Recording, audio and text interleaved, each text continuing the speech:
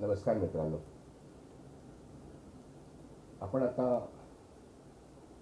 दलित स्वयंसेवक संघ यांनी आमंत्रित केलेला आजचा जो काही फेसबुक लाईव्ह आहे त्या फेसबुक लाईव्हसाठी आपण एकत्र जमलेलो आहोत. आणि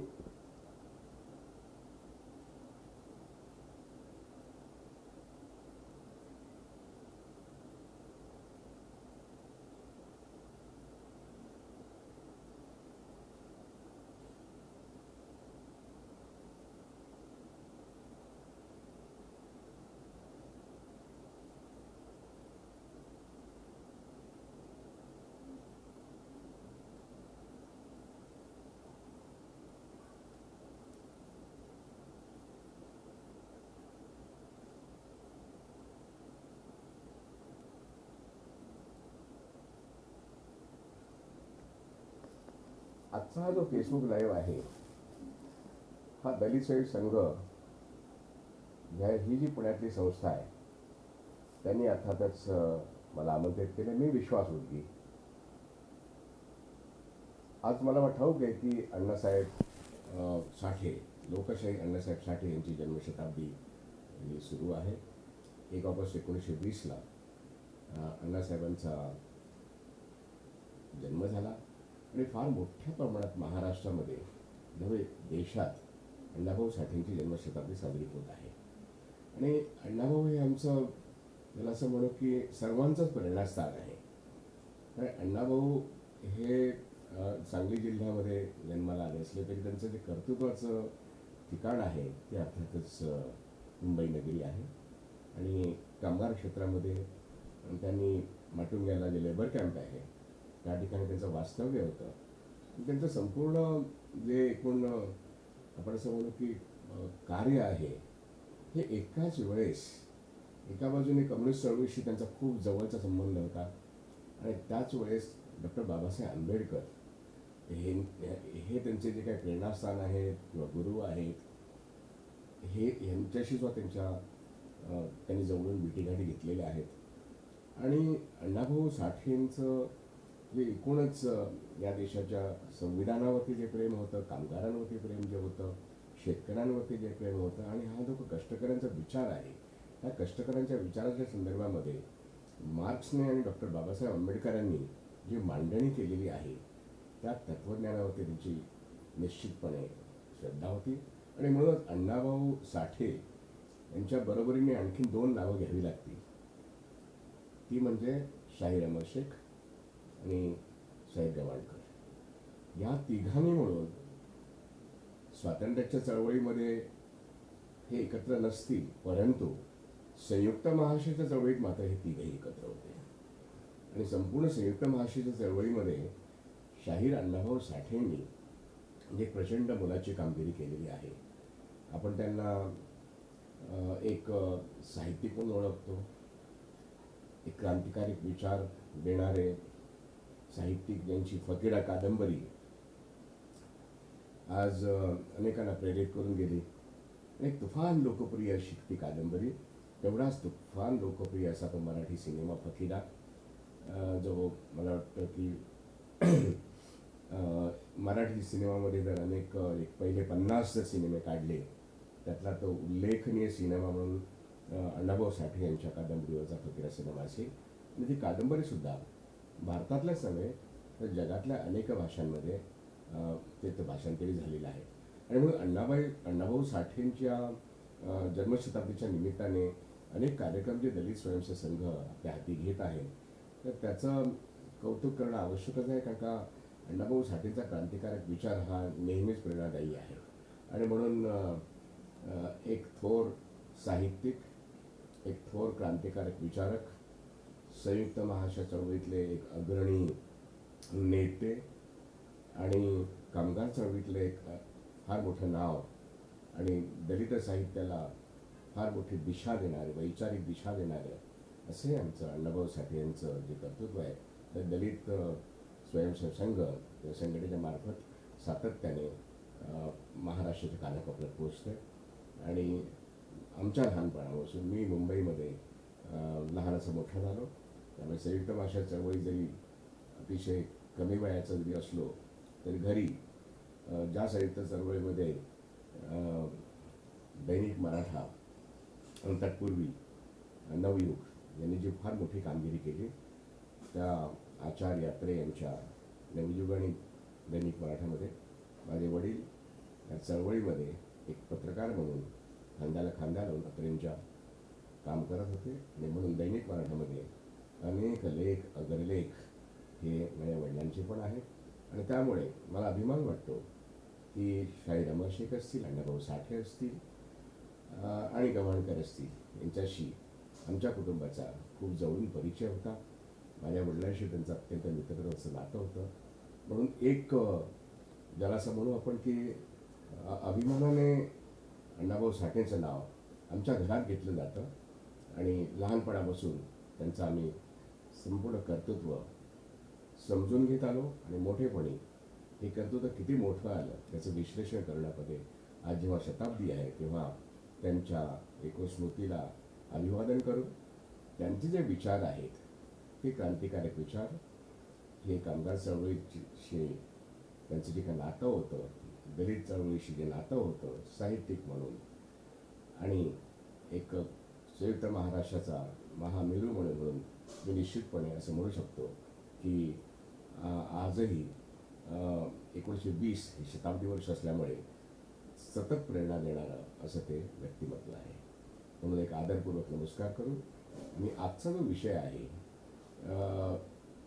अण्णासाहेब सोनवणे, दादासाहेब सोनवणे यांनी मला हा विषय दिला की तुम्ही आजची अर्थव्यवस्था जी आहे त्या अर्थव्यवस्थेमध्ये तिची आजची दशा काय आणि नेमकी तिची दिशा काय, म्हणजे दशा पण सांगा आणि दिशा काय हे पण सांगा, असा तो विषय आहे. मला असं वाटतं की हा विषय अतिशय महत्त्वाचा आहे. आपण पहिल्यांदा थोडक्यात समजावून सांगू, ढोबळमानाने समजावून सांगू, कारण आकड्यांच्या जंगलात जाऊन आपल्याला अडकायचं नाही आहे, तर आपण संकल्पना समजून घेणं या दृष्टीने ज्या प्रश्नाकडे आपण बघूया. मला असं वाटतं की माझा आवाज सर्वांना आता येत आहे, कारण काही एक उल्लेख येत आहेत की सर आवाज कमी येतोय म्हणून.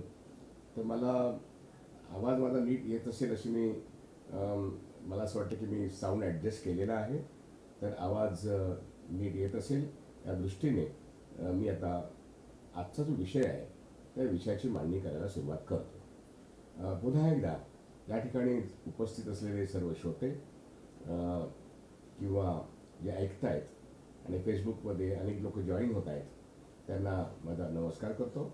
आज विषय जो आहे तो आपण पाहतोय की अर्थव्यवस्थेची पहिल्यांदा दशा काय ती बघूया. दिशा हा प्रश्न नंतरचा येईल. मुळामध्ये आपली अर्थव्यवस्था ही भारत स्वतंत्र झाल्यानंतर ही ज्यांनी या देशाला स्वातंत्र्य मिळवून दिलं ते अर्थातच या देशातले क्रांतिकारक काँग्रेस पक्षातले लोक होते, समाजवादी विचारांचे होते, कम्युनिस्ट विचारांचे होते. आणि निश्चितपणे आज जो केंद्रामध्ये सत्ताधारी पक्ष आहे तो या स्वातंत्र्य लढ्यात कुठेही नव्हता. त्यामुळे स्वातंत्र्य लढ्यात जे होते आणि जो स्वतंत्र भारतानंतर ज्यांच्या हातात सत्ता आली, मग ते विरोधी पक्ष असतील किंवा सत्ताधारी पक्ष असतील, त्यांची दिशा मात्र जवळजवळ एक होती आणि ती अशी होती की स्वतंत्र भारत निर्माण कसा करायचा. आणि त्या निर्मितीमध्ये एक गोष्ट स्पष्टपणे जे ठरलं की डॉक्टर बाबासाहेब आंबेडकरांनी 26 नोव्हेंबर 1949 रोजी जी घटना समिती स्थापन झाली आणि 26 जानेवारी 1950 रोजी जे भारतीय प्रजासत्ताक 1950 निर्माण केलं, तर 47 स्वातंत्र्य दिन आणि 50 साली या देशाचा प्रजासत्ताक दिन, ह्या दोन घटना फार महत्त्वाच्या आहेत. देशाला दिलेली जी संविधानात्मक रचना आहे आणि लोकशाही रचना आहे, म्हणून या देशामध्ये आपण आता पाहतोय की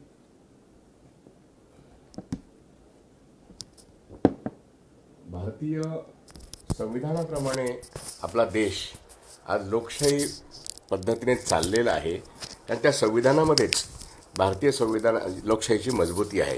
हे पहिलं आपण महत्त्वाची गोष्ट लक्षात ठेवणं आवश्यक आहे. आणि चर्चेच्या एका महत्त्वाच्या टप्प्यामध्ये या संविधानाच्या ज्या मूलभूत अधिकारांची आणि केंद्र आणि राज्य संबंध यांच्या संदर्भात जी चर्चा आहे, जे विषय राज्याच्या अधिकारातले, जे विषय केंद्राच्या अधिकारातले याची जी सूची आहे आणि ती कन्करंट लिस्ट आहे त्याच्यामध्ये नागरिकाचे जे अधिकार आहेत ते अधिकार अतिशय महत्त्वाचे नमूद केलेले आहेत. आणि आर्थिक व्यवस्थेच्या संदर्भामध्ये जी दिशा देण्याचा प्रयत्न आहे की जे अनेक मूलभूत अधिकार म्हणून लिहिलेले आहेत ते अधिकार आर्थिक उन्नतीच्या संदर्भामध्ये समता देशामध्ये विषमता दूर करून समता निर्माण करणं आणि त्या दृष्टीने सरकारने अर्थव्यवस्थेची पावले टाकावी अशा तऱ्हेचं एक दिशादर्शक असं हे संविधान असल्यामुळे मूलभूत अधिकारांच्या रक्षणासाठी कायदे निर्माण करणं ही जी डॉक्टर बाबासाहेब आंबेडकरांची संकल्पना आहे त्या संकल्पनेला धरून अनेक कायदे देशामध्ये केले. डॉक्टर बाबासाहेब आंबेडकर हे नेहरूंच्या कॅबिनेटमध्ये लॉ मिनिस्टर पण होते हे आणि लेबर मिनिस्टर पण होते. हे अनेकांना कदाचित माहीत नसेल ते पण माहीत करून घेणं आवश्यक आहे. आणि भारतातले अनेक महत्त्वाचे कायदे जे आहेत ते आता म्हणजे अगदी स्टँडिंग ऑर्डर्सपासून ते इंडस्ट्रियल सेफ्टी किंवा उद्योगांची निर्मिती, जमिनीचं राष्ट्रीयकरणाचे मुद्दे असतील किंवा त्यांनी सर्व नैसर्गिक साधन संपत्तीचं राष्ट्रीयकरण ह्या संदर्भात काही मूलभूत विचार जे स्वातंत्र्यापूर्वी मांडले होते त्याच्या संदर्भात कायदे करण्याचा मुद्दा असेल किंवा राईट टू स्पीच असेल, अभिव्यक्ती स्वातंत्र्य, हे जे मुद्दे आहेत त्या अनुषंगाने जे कामगार कायदे झालेत ते कायदे आत्ता 2020मध्ये कोरोनाच्या कालखंडामध्ये त्याला एक मूठ माती देण्याचा प्रश्न या मोदी सरकारने हाती घेतला आणि तो जवळजवळ पूर्णत्वास नेलेला आहे. प्रेसिडेंट ऑफ इंडियाची त्याच्यावरती कदाचित सही पण झाली असेल. मुद्दा हा की या देशाच्या अर्थव्यवस्थेविषयी आपण जेव्हा चर्चा करतो तेव्हा अर्थव्यवस्थेमध्ये त्याच्या रचनेविषयी जे प्लॅनिंग कमिशनमध्ये काही एक सूत्रबद्ध पद्धतीने मांडणी करण्यात आली त्याच्यावर आधारित आणि संविधानाप्रमाणे या देशाच्या पार्लमेंटमध्ये जे अनेक कामगार कायदे निर्माण झाले त्याच्यामुळे अर्थव्यवस्थेला एक आकार देणं, उकार देणं हे शक्य झालं. पण अर्थव्यवस्थेचा ढाचा कसा असेल ह्याच्याविषयी जी काही धोरणमीमांसा केलेली आहे ती अर्थातच पंडित जवाहरलाल नेहरू आणि अर्थशास्त्रज्ञ महालनोबिस यांनी या देशाची अर्थव्यवस्था ती अमेरिकेसारखी पूर्ण भांडवलशाही पद्धतीने नसेल, रशियासारखी पूर्णपणे समाजवादी पद्धतीची नसेल, पण मिश्र अर्थव्यवस्था आपण स्वीकार करून या देशाच्या केंद्र सरकारकडून किंवा राज्य सरकारकडून एकूण अर्थव्यवस्थेच्या संचलनामध्ये हस्तक्षेप होईल या पद्धतीने आपण अर्थव्यवस्था उभी केली पाहिजे. आणि म्हणून सरकारने सर्व क्षेत्रामध्ये जी संसाधनं आहेत, नैसर्गिक साधन सामुग्री आहे याच्यामध्ये भांडवल गुंतवणूक करून त्याची उभारणी करणं, ज्याला हल्लीच्या भाषेत आपण इन्फ्रास्ट्रक्चर असा शब्दप्रयोग करतो. कारण का मूलभूत किंवा बुनियादी असे जी काही गुंतवणूक असते, पायाभूत सुविधा निर्माण करण्याचा जो प्रश्न असतो ज्याला इन्फ्रास्ट्रक्चर असं म्हणतात, त्या इन्फ्रास्ट्रक्चरमध्ये गुंतवणूक करण्याकरता भारतीय अर्थव्यवस्थेमध्ये त्यावेळेस दादा समजणारे झालेले लोक म्हणजे टाटा आणि बिर्ला होते. कारण का त्यांचे जमशेदपूरचा मोठा स्टील फॅक्टरी होते आणि त्यांचे मुंबईमध्ये कापड गिरण्या होत्या ब्रिटिशांच्या काळापासून आणि त्या गुजराती, मारवाडी, सिंधी यांच्या हातात होत्या, ब्रिटिशांच्या पण होत्या. त्यामुळे कापड व्यवसाय होता, ज्यूट व्यवसाय होता, स्टील व्यवसाय होता, खाणी होत्या. या ब्रिटिशांच्या कालखंडामध्ये इंग्लंडला समृद्ध करण्याकरता वापरण्यात येतं आणि काही मोठ्या प्रमाणात रेल्वेचं जाळं पण होतं. परंतु मुख्य म्हणजे तरीसुद्धा भारताची उत्पादन व्यवस्था ही GDP, आज जो का GDP हा पॉप्युलर शब्द आहे तो तेव्हा GDP 47 साली हा 0.1 किंवा 0.2ने त्याच्या वाढी नव्हती. इतक्या पुअर पद्धतीने भारतीय अर्थव्यवस्थेचं आपण वर्णन करता येईल. आणि त्यामुळे जिथे सुईची पण निर्मिती होत नव्हती अशा तऱ्हेने पाकिस्तानचा आत्ताचा जो भाग आहे तो भाग आपण बघतो. पण भारतामध्ये मात्र जमशेदपूरचा कारखाना होता. पण इथल्या भांडवलदाराने सुद्धा सरकारकडे, नेहरू सरकारकडे विनंती केली. त्याला बॉम्बे प्लॅन असं म्हणतात 1948 सालचा. आणि त्या बॉम्बे प्लॅनप्रमाणे त्यांनी असं म्हटलं की आमच्याकडे जरी जुने कारखाने असले आणि आम्ही जरी उद्योगपती असलो तरी भारताचं एकूण पायाभूत सुविधा निर्माण करण्याकरता केंद्र सरकारने आणि राज्य सरकारांनी ही गुंतवणूक करावी. एवढं भांडवल आमच्याकडे नाही की जेवढं राज्य सरकारने आम्हाला मदत करावी आमच्या व्यवसाय वाढीसाठी. आणि नेमकं हेच सूत्र होतं की सर्वसामान्य जनतेची अपेक्षा, अनेक राजकीय पक्षांची अपेक्षा, अनेक उद्योगपतींची अपेक्षा आणि त्यातून केंद्र सरकारने हे पब्लिक सेक्टर आणि प्रायव्हेट सेक्टर या म्हणजे मिश्र अर्थव्यवस्था वाढवण्यासाठी एक मूलभूत विचार मांडला आणि तो सक्सेसफुल करण्याकरता 5 वर्षाची एक ज्याला असं आपण म्हणू पंचवार्षिक योजना याकरता एक सूत्र घेण्यात आलं की पंचवार्षिक योजना आखून उद्योग, शेती, छोटे उद्योग, मोठे उद्योग, शेती व्यवस्था, पाणी व्यवस्था, सिंचन व्यवस्था, त्यानंतर खतं, बी बियाणं याकरता फूड कॉर्पोरेशन ऑफ इंडियासारखे अनेक पब्लिक सेक्टरमध्ये कारखाने, या सर्व आणि रस्ते बांधणी, वीज, या पॉवर, हे सगळी जे काही प्रचंड मोठ्या भांडवलातून निर्माण होणारे जे काही मूलभूत सुविधा आहेत त्याकरता केंद्र सरकारने गुंतवणूक केली, राज्य सरकारांनी गुंतवणूक केली आणि आज तुम्हाला जे भाकरा नांगल असेल, हिराकूड असेल, दुर्गापूरचं स्टील फॅक्टरी असेल किंवा भिलाईसारखं मोठं कारखाना असेल, पोलादाच्या शहरच निर्माण झालेलं आहे. तर हे सगळे मोठ्या ज्या गोष्टी आहेत, मग ते स्टीलमध्ये असतील, ऑइलमध्ये असतील, कोलमध्ये असतील, याच्या लगोलग बँकांचं राष्ट्रीयकरण, पहिली public sector bank he state Bank of India 1955 साली निर्माण झाली. 55 पासून ते 57 पर्यंत सर्व ज्या संस्थानिकांच्या मोठ्या बँका होत्या, मध्ये स्टेट बँक ऑफ हैदराबाद असेल, स्टेट बँक ऑफ त्रावणकोर असेल, स्टेट बँक ऑफ म्हैसूर असेल, स्टेट बँक ऑफ जयपूर असेल, बिकानेर असेल किंवा इंदोर असेल, ह्या सर्व 7 सहकारी बँकांचं एक पब्लिक सेक्टर हे आपल्या अर्थमंत्री तेव्हा होते देशमुख साहेब, चिंतामणराव देशमुख साहेब, आणि 56 साली LICचं त्यांनी राष्ट्रीयकरण केलं. म्हणजे त्यावेळचे खाजगी बँका, त्यावेळच्या इन्शुरन्स कंपन्या, या सर्व भारत सरकारने आपला अंगीकृत व्यवसाय बनवला. कारण तो तोट्यात होता, लोकांचे पैसे बुडत होते, लोकांमध्ये पैसे सुरक्षित ठेवण्याकरता खाजगी बँका ह्या काम करत नव्हत्या आणि इन्शुरन्स कंपन्या पण बुडत होत्या. अशा वेळेस लोकांच्या पैशाची सुरक्षितता निर्माण करणे आणि त्याचबरोबर लोकांचे पैसे ज्या अर्थव्यवस्थेत आहेत म्हणजे बँका आणि इन्शुरन्स त्या देशाच्या हातामध्ये मालकी हक्काखाली आणल्यात तर त्याला अधिक सुरक्षितता मिळेल या एका निश्चितपणे धोरणातून भारतीय स्टेट बँक, त्याचे 7 सहयोगी बँका, LIC आणि त्याच्या एका विशिष्ट टप्प्यामध्ये तुम्ही बघाल की 1969 साली बँकांचं राष्ट्रीयकरण झालं. 1969चा दुसरा टप्पा जर बघितला 1980 साली तर 6 बँकांचं राष्ट्रीयकरण झालं. त्यामुळे 20 बँका ह्या राष्ट्रीयकृत व्यवस्थेत आल्या. त्याच्या आधी स्टेट बँक ऑफ इंडिया आणि 7 बँका मिळून 27 बँका याची निर्मिती. आता शिवाय IDBI बँक आणि नाबार्ड या 2 जे काही डिपार्टमेंट्स होते रिझर्व्ह बँक ऑफ इंडियाचे, एक शेती व्यवस्थेचं डिपार्टमेंट होतं, त्याला नाबार्ड नावाची एक संस्था 1964 साली कायद्यान्वये निर्माण करण्यात आली आणि त्याच वर्षी IDBI ही उद्योग शाखा जी होती, खातं जे होतं, डिपार्टमेंट होतं, त्याची 1964 IDBI बँक याची निर्मिती झाली. त्यामुळे ह्या एकूणच 28 बँका आणि एक नाबार्ड असं एक मोठं 29 मोठ्या वित्तीय संस्था या देशाच्या कंट्रोलमध्ये आल्या, मालकी हक्काखाली. आणि मग शेती व्यवसायाकरता, उद्योगाकरता, छोटे उद्योग, मोठे उद्योग याच्याकरता इन्फ्रास्ट्रक्चर डेव्हलप करणं याकरता मोठं गुंतवणूक झाली आणि त्या गुंतवणुकीमुळे खाजगी क्षेत्राला पण फायदा झाला, देशाचं सरकारी क्षेत्र पण निर्माण झालं. त्यातून फार वेगाने नोकऱ्या तर मिळाल्या. तेव्हा बँक कर्मचारी एक 1969 सालचा जर तुम्ही विचार केलात तर 6,000 फक्त बँकांच्या शाखा होत्या आणि अतिशय अल्प प्रमाणामध्ये बँक कर्मचारी होते. आणि मुद्दा हा की प्रश्न बँक कर्मचाऱ्यांसाठी बँक राष्ट्रीयकरण झालं नाही, देशाच्या अर्थव्यवस्थेला बळकटी देण्याकरता राष्ट्रीयकरण झालेलं आहे.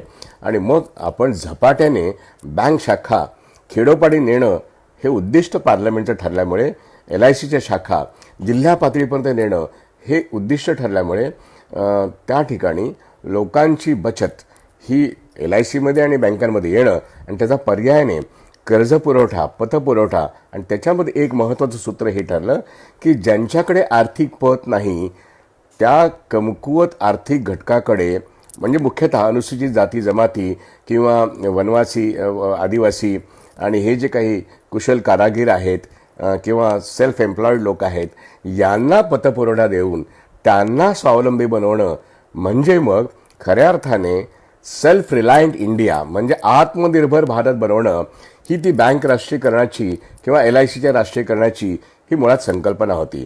त्यामुळे मिश्र अर्थव्यवस्थेमध्ये खाजगी क्षेत्र टिकवणं आणि खाजगी क्षेत्राला बळकटी देणं हे सुद्धा घडत होतं आणि देशाला एक स्वतंत्रपणे एक आत्मनिर्भर बनवण्याकरता पब्लिक सेक्टरची बळकटी, ज्याला मराठीमध्ये आपण सार्वजनिक क्षेत्र म्हणतो, ते बँका, इन्शुरन्स, स्टील, ऑइल, कोल, जहाज बांधणी आणि तेल या सगळ्या क्षेत्रामध्ये रिसर्च अँड डेव्हलपमेंट, त्याचबरोबर जनतेचा पैसा जनतेपर्यंत कर्जाने पोहोचवणं, पतपुरवठ्याची योजना आखणं आणि मुख्य गोष्ट म्हणजे बँक राष्ट्रीयकरणामध्ये एक महत्त्वाची गोष्ट म्हणजे 100 रुपये जर ठेवी आल्या बँकेमध्ये, त्या 100 रुपयातले CRR आणि SLR जर समजा आपण 30 रुपये जर बाजूला काढले, ते रिझर्व्ह बँक ऑफ इंडियाकडे जातात असं घटकाभर गृहीत धरा हिशोबाकरता, तर जवळजवळ उरलेले 70 रुपये हे त्यातले 40% पैसे 40% म्हणजे 70 रुपयातले 40% हे अग्रक्रमाने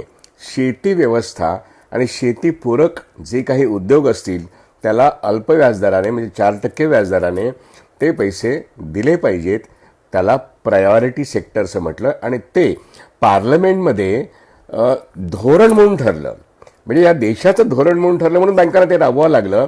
ते कुणाच्या मर्जीवरती नव्हतं आणि म्हणून बँकांच्या शाखाचा विस्तार, खेडोपाडी करणं, जमलेली बचत, त्याचा योग्य शेती व्यवस्था, छोटे उद्योग, मोठे उद्योग, व्यावसायिक या सगळ्या घटकांना ज्यांना बँकेची दारं उघडी नव्हती त्यांना बँकेची दारं उघडी करून तिथे पैसे जमवणं आणि देशाच्या विकास आणि त्याचबरोबर देशामध्ये अंतर्गत कर्ज उभे राहील ते आपण तो नॅशनल सेव्हिंग सर्टिफिकेट म्हणतो, आपण इंदिरा विकास पत्र म्हणतो, आपण किसान सर्टिफिकेट म्हणतो.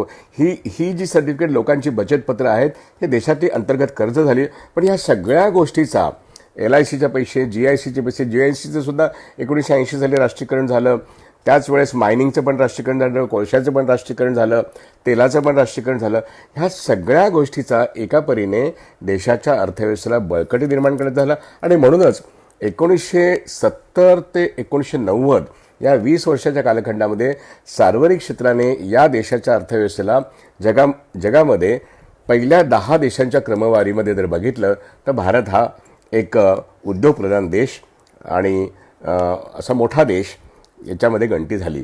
47 ते जर तुम्ही बघितलं 70पर्यंत तर ही जी काही मिश्र अर्थव्यवस्थेचं धोरण आहे हे धोरण राबवून पायाभूत व्यवस्था निर्माण करणं हे जे काय अर्थव्यवस्थेची दिशा होती, ही अर्थव्यवस्थेची दिशा होती आणि इंदिरा गांधींनी बँक राष्ट्रीयकरण केलं त्यावेळेस त्यांनी एक असं म्हटलं की yes, banks belong to the people of India. बँका ह्या जनतेच्या मालकीच्या आहेत, कुठल्या सरकारच्या मालकीच्या नाहीत.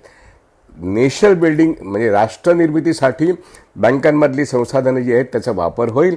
Banks belong to the people of India, banks belong to the nation आणि म्हणून बँक नॅशनलायझेशन ॲक्ट 1970 आणि नंतर बँक नॅशनलायझेशन ॲक्ट 1980 म्हणजे दुसऱ्यांदा जेव्हा इंदिरा गांधी सत्तेवर आला तेव्हा त्यांनी 6 बँकांचं राष्ट्रीयकरण केलं.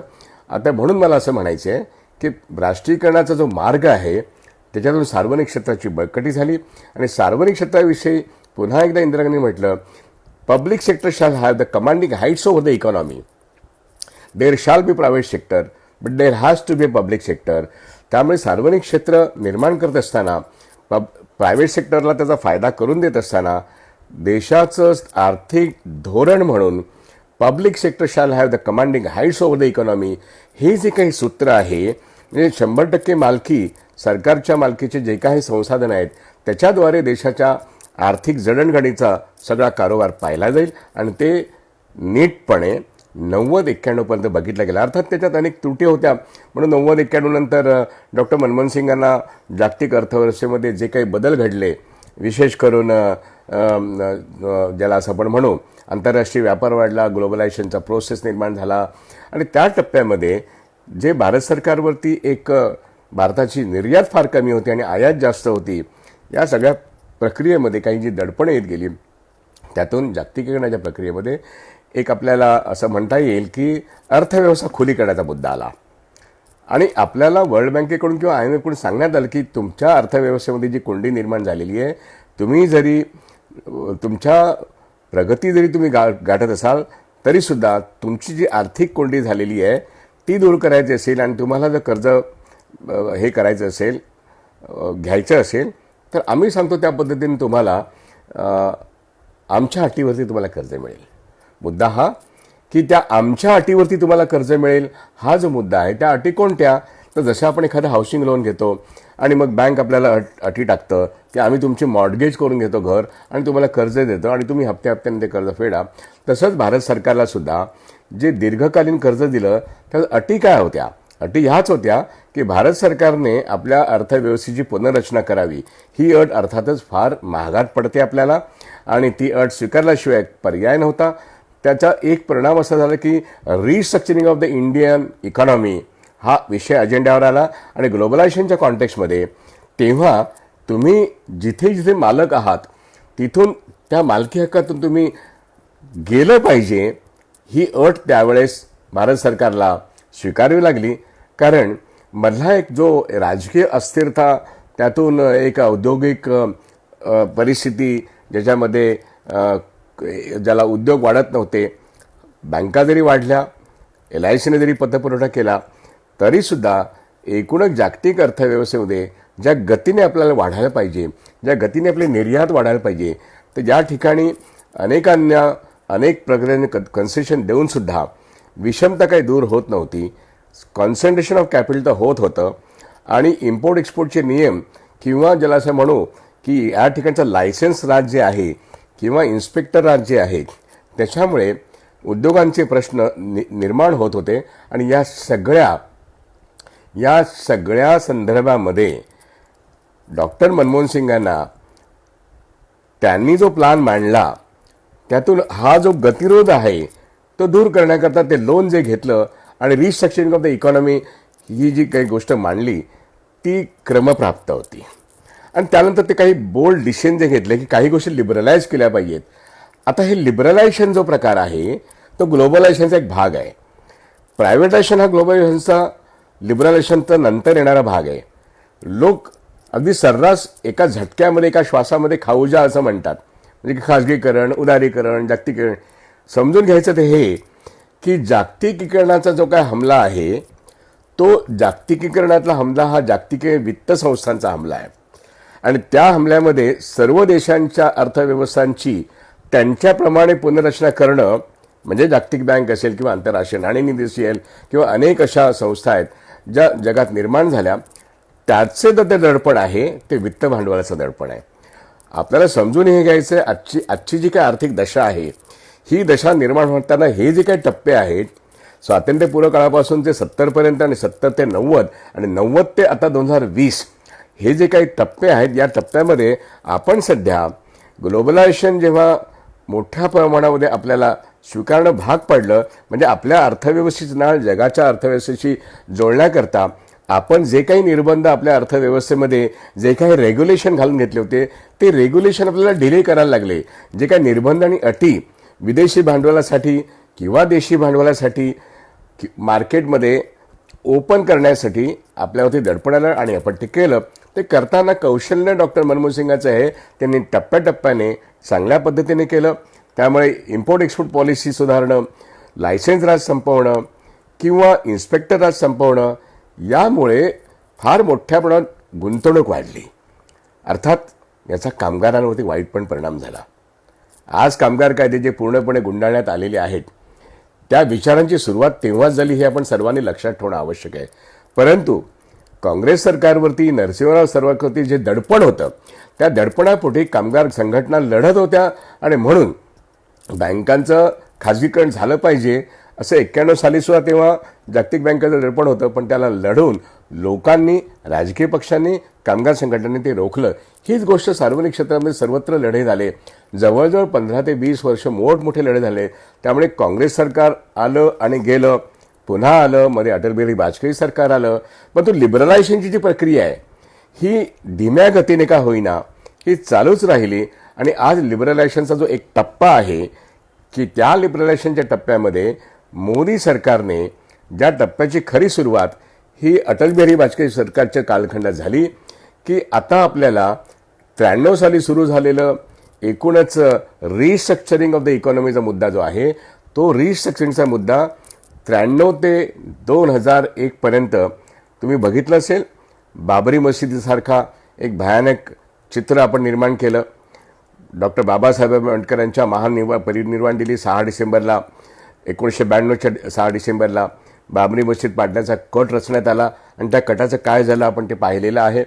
त्यामुळे धार्मिक शक्तींचा उन्माद, अर्थव्यवस्थेमध्ये कोंडी आणि भारतीय एकूणच व्यवहारामध्ये जो काही जागतिक वित्तसंस्थांचा हस्तक्षेप, जागतिक बँकेचा हस्तक्षेप मोठ्या प्रमाणात वाढला आणि राजकीय अस्थिरता असताना हे सगळ्या गोष्टी अंमलात येत होत्या.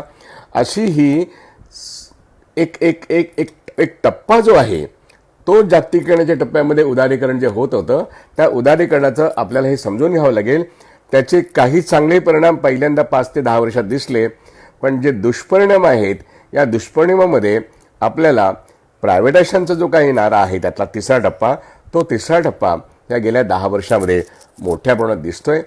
पहिल्या टप्प्यामध्ये इंडस्ट्रियल पॉलिसी जेव्हा आली त्यातून मुंबईचा टेक्स्टाईल कामगार, मुंबईचा इंजिनिअरिंग कामगार किंवा भारतातला इंजिनिअरिंग, केमिकल, टेक्स्टाईल, ज्यूट हे सगळे व्यवसाय जे आहेत या व्यवसायाने त्या ठिकाणी जे सायंटिफिक आणि टेक्नॉलॉजिकल रेव्होल्युशन निर्माण झालं, जे औद्योगिक क्रांती त्या तत्कालीन जी होती त्याच्यामध्ये जे लेटेस्ट होतं त्याचा स्वीकार केल्यामुळे त्या संपूर्ण उत्पादन प्रक्रियेमध्ये त्या कालखंडामध्ये जे बदल झाले, म्हणजे दत्ता सामंतांच्या संपानंतर जी परिस्थिती निर्माण झाली त्यातून टेक्स्टाईल उद्योग बदलला, तसं अनेक उद्योगांमध्ये बदल घडले.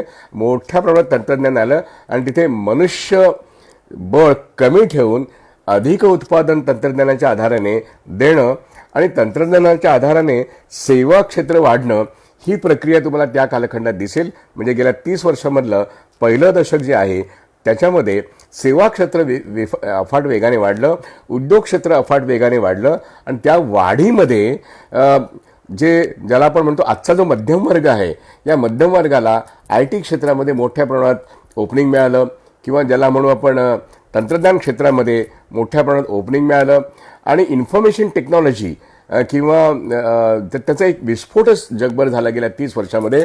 तो अर्थातच विदेशामध्ये फार मोठ्या प्रमाणात होता, पण या देशात सुद्धा गेल्या 30 वर्षामध्ये मोठ्या प्रमाणामध्ये माहितीचा स्फोट होणं, याचा अर्थ तंत्रज्ञानाच्यावर आधारित सगळ्या गोष्टी आधारलेलं होणं, या टप्प्यामध्ये अर्थव्यवस्थेला गती आली. अर्थव्यवस्थेमध्ये जरी राजकीय अस्थिरता म्हणजे नरसिंहराव मनमोहन सिंग सरकार आलं आणि गेलं, नंतर मग ज्या राजकीय उलथापालथी झाल्या ज्याच्यामध्ये धर्मांध शक्तींचा उदय झाला आणि तो उदय आपण बघतोय की आज ते केंद्रस्थानी आलेले आहेत. पण याच कालखंडामध्ये जे उदारीकरणाच्या शक्ती आहेत, ज्या जागतिकीकरणाच्या शक्ती आहे त्यांचा मोठा हस्तक्षेप वाढला आणि त्यांनी सुद्धा सत्ता बदल घडवून आणले. हे या सगळ्या कालखंडात आपण लक्षात ठेवणं आवश्यक आहे. कोणत्याही गोष्टी इंडिपेंडेंट ऑफ ईच अदर, त्या स्वतंत्रपणे बघून चालत नाहीत, ते एकमेकाशी संबंधित असतात. उदाहरणार्थ राजकीय निर्णय हे अर्थकारणावर असतात आणि अर्थकारणासाठी राजकारण्यांना निर्णय घ्यावे लागतात. अशा पद्धतीने आलेले सर्व राज्यकर्ते, मग मधल्या काळात आपण एक बघितलं असेल, एक युनायटेड फ्रंट सरकार होतं. युनायटेड फ्रंट सरकारनंतर अटल बिहारी वाजपेयी गव्हर्नमेंट आलं, इंडिया गव्हर्नमेंट पहिल्यांदा आलं आणि ते जाऊन मग UPA सरकार आलं. परंतु हे जे काही धोरण आहे लिबरलायझेशनचं, हे जे काही धोरण आहे जागतिकीकरणाचं, हे इरिव्हर्सिबल होतं. हे सर्वांनाच म्हणावं लागलं आणि सर्वजण त्याचा पुरस्कार करतच आपल्या सत्तेवरती स्थान टिकवत राहिले. आणि UPA 1 त्यानंतर UPA 2 यांच्या 10 वर्षाच्या सत्तेमध्ये आपण या GDP मध्ये म्हणजे ग्रॉस डोमेस्टिक प्रॉडक्टमध्ये मोठ्या प्रमाणात वाढ झालेली बघितली. ती डॉक्टर मनमोहन सिंग यांच्या पंतप्रधानांच्या कार्यकाळामध्ये पाहिली. परंतु या सगळ्या भांडवलशाहीच्या वेगाने वाढणाऱ्या प्रक्रियेमध्ये ज्याच्यामध्ये तंत्रज्ञानाचा फार मोठा भाग आहे, परंतु चांगले राज्यकर्ते आले तर लोकांचे अनेक मूलभूत प्रश्न पण सुटू शकतात. त्या मूलभूत प्रश्नांमध्ये मनमोहन सिंगांच्या कालखंडामध्ये, ज्यांच्या पहिल्या कालखंडात त्यांनी असं म्हटलं होतं, म्हणजे अर्थमंत्री असताना, की आम्ही लिबरलायझेशन आणि जागतिकीकरण हे मानवी चेहऱ्याने राबवलं नाही म्हणून आम्हाला लोकांनी शिक्षा केली आणि म्हणून आमचं सरकार पडलं. आणि दुसऱ्यांदा जेव्हा ते UPA 1 मध्ये पंतप्रधान म्हणून आले त्यावेळेस त्यांनी असं म्हटलं की होय, आता आपल्याला लिबरलायझेशनमधल्या किंवा ह्या संपूर्ण जागतिकीकरणाच्या प्रक्रियेमध्ये भारत मोठा करायचा असेल तर काही लोकांचे घटनात्मक मूलभूत अधिकार द्यावे लागतील. आणि तुम्हाला आठवत असेल की राईट टू इन्फॉर्मेशन ॲक्ट हा ताबडतोबीने 2005 मध्ये निर्माण झाला. त्याचप्रमाणे राईट टू एज्युकेशन, आदिवासींचे अधिकार, त्यानंतर तुम्ही असं बघाल की संपूर्ण बँकिंग व्यवस्थेमध्ये आणि संपूर्ण मार्केट व्यवस्थेमध्ये तंत्रज्ञान आणि सेवा क्षेत्रामध्ये विशेष करून टेलिकॉम क्षेत्रामध्ये ज्याची सुरुवात ही राजीव गांधींच्या कालखंडामध्ये झाली आणि नंतर मग त्याला खऱ्या अर्थाने वाढ ही त्यांच्या म्हणजे ज्याला तंत्रज्ञानाचा जो काही वापर होता कॉम्प्युटरचा राजीव गांधीच्या कालखंडात जे DOT ज्यावेळेस धोरणच ठरलं, मंत्रालय निर्माण झालं, टेलिकॉम क्षेत्र वाढलं, कम्प्युटरायझेशन वाढलं, बँकांमध्ये इन्शुरन्समध्ये सेवा क्षेत्र वाढलं, त्याचा नेट रिझल्ट जो आहे तो 2000 सालानंतर आपल्याला दिसायला लागला. आणि त्यानंतर आज जे काही अद्ययावत बँका आहेत मग त्या खाजगी बँकाच नाही आहेत तर राष्ट्रीयकृत बँकासुद्धा ज्याला स्टेट ऑफ आर्ट टेक्नॉलॉजी असं म्हणतात, ज्याची सुरुवात 1998 सालापासून झाली. आणि त्यामुळे एक 91 ते 98 पर्यंत सार्वजनिक क्षेत्रातल्या बँका यांना आंतरराष्ट्रीय नियम लागू झाल्यानंतर फार मोठ्या प्रमाणात त्यांचे तोटे पण दिसले, कारण का त्या नियमांच्या अंतर्गत ते एक्सपोज झाले होते, त्यामुळे तोटे पण दिसले. पण जी बुडीत कर्ज होती ती वसूल करण्यायोग्य होती आणि ती छोट्या माणसांची होती. परंतु ती वसूल झाल्यानंतर बँका चांगल्या नफ्यात आल्यानंतर बँका फार मोठ्या नफा करायला लागल्यानंतर 98 ते 2015 पर्यंत बँका सुपर प्रॉफिट कमवत होत्या. त्याचं एक कारण म्हणजे बँकांविषयीचं भारत सरकारचं धोरण की आमचा मालकी हक्क 51% जास्त राहील आणि आम्ही त्या खाजगी होऊ देणार नाही आणि सार्वजनिक क्षेत्रातल्या बँका राहतीलच पण आम्ही नवीन खाजगी बँका पण काढू. म्हणून ICICI बँक, HDFC बँकेचे मुहूर्तमेढ हे 1995 साली किंबहुना मी तर म्हणेन भारत सरकारनेच त्याची निर्मिती केली. कारण का ICICI सिक्युरिटीज ही जी काही पब्लिक सेक्टर होती त्यातूनच ICICI बँकेला जन्म दिला. IDBI बँक ही जी पब्लिक सेक्टर होती त्यातूनच IDBI बँक ही खाजगी बँकेला जन्म दिला. त्याच पद्धतीने HDFC ही एक घर बांधणीचं काम करणारी म्हणजे कंपनी होती HDFC, ती त्यांनी HDFC बँकेला जन्म दिला. अर्थात हे दोन्ही खाजगी क्षेत्रातले आहेत. पण खाजगी क्षेत्रातल्या 12 बँकांचा जन्म हा 95 ते 98 पर्यंतचा आहे असं आपण समजूया. आज त्या 12 बँकेतल्या 7 बँका शिल्लक आहेत, 5 बँका काळाच्या ओघामध्ये नष्ट झालेल्या आहेत, कारण त्या नवीन खाजगी बँका या अल्पजीवी ठरत आहेत. पण आजही 7 मोठ्या खाजगी बँका आहेत. पण आपण या अर्थव्यवस्थेची आजची जी दशा जी आहे हे समजून घेण्याकरता ही जी पार्श्वभूमी आहे 47 सालापासून ते आत्तापर्यंत, जिथे एक रेग्युलेटेड अर्थव्यवस्था म्हणजे मिश्र अर्थव्यवस्था ज्याच्यामध्ये public sector shall have the commanding heights या फिलॉसॉफीतून नेहरूंपासून इंदिरा गांधींपासून ते राजीव गांधींपासून ते मनमोहन सिंग आणि यांच्यापर्यंत या सर्वांनी ते धोरण ठेवलं. परंतु मोदी सरकारचं धोरण हे असं नाही आहे. मूलभूत फरक हा आहे की public sector shall have the commanding heights of the economy हे तत्व जे वर्ल्ड बँकेला मान्य नाही आहे, जे जागतिक वित्तीय संस्थांना मान्य नाही आहे, ते मनमोहन सिंगांना पण मान्य नव्हतं. आणि म्हणून मनमोहन सिंगांना मान्य होतं, नरेंद्र मोदींना मान्य नव्हतं. त्यामुळे जागतिकीकरणाच्या प्रक्रियेला काँग्रेस पक्ष जेव्हा सत्तेवर होता तेव्हा भाजपने वेळोवेळी पाठिंबा देऊन हे धोरणं घेतली आणि जेव्हा ते सत्तेत आले तेव्हा त्यांनी वेगाने जागतिकीकरण आणि उदारीकरणाची प्रक्रिया राबवली. उदारीकरणाची प्रक्रिया राबवणे याचा अर्थ भारत सरकारने किंवा राज्य सरकारांनी ज्या ज्या ठिकाणी मालकी हक्क आपापल्या आस्थापनामध्ये आहे, मग ते स्टील असेल, ऑइल असेल, कोल असेल, बँका असतील, इन्शुरन्स असतील, जहाज बांधणी असतील, बंदरं असतील, रोड असेल आणि अनेक अशी खाती आहेत की ज्या ठिकाणी सरकारचीच मालकी असते, त्या ठिकाणी खाजगी क्षेत्राच्या हातामध्ये एक तर ते PPP प्रोजेक्टमध्ये आणावेत किंवा चक्क खाजगीकरण करून टाकावं. अशा तऱ्हेची एक सरळ सरळ इशारे वजा, धमकी वजा सूचना या वर्ल्ड बँकेकडून आणि वित्तीय संस्थांकडून येत असत. या गेल्या 30 वर्षाचं हे व्यवच्छेदक लक्षण आहे. सरकार कोणतीही होत त्यांच्यावरती ही दडपण होती आणि ही दडपण सांभाळत त्यांनी आपली सरकार चालवलेली आहेत. नरेंद्र मोदी सरकार मात्र फक्त त्यांच्यासाठी काम करते.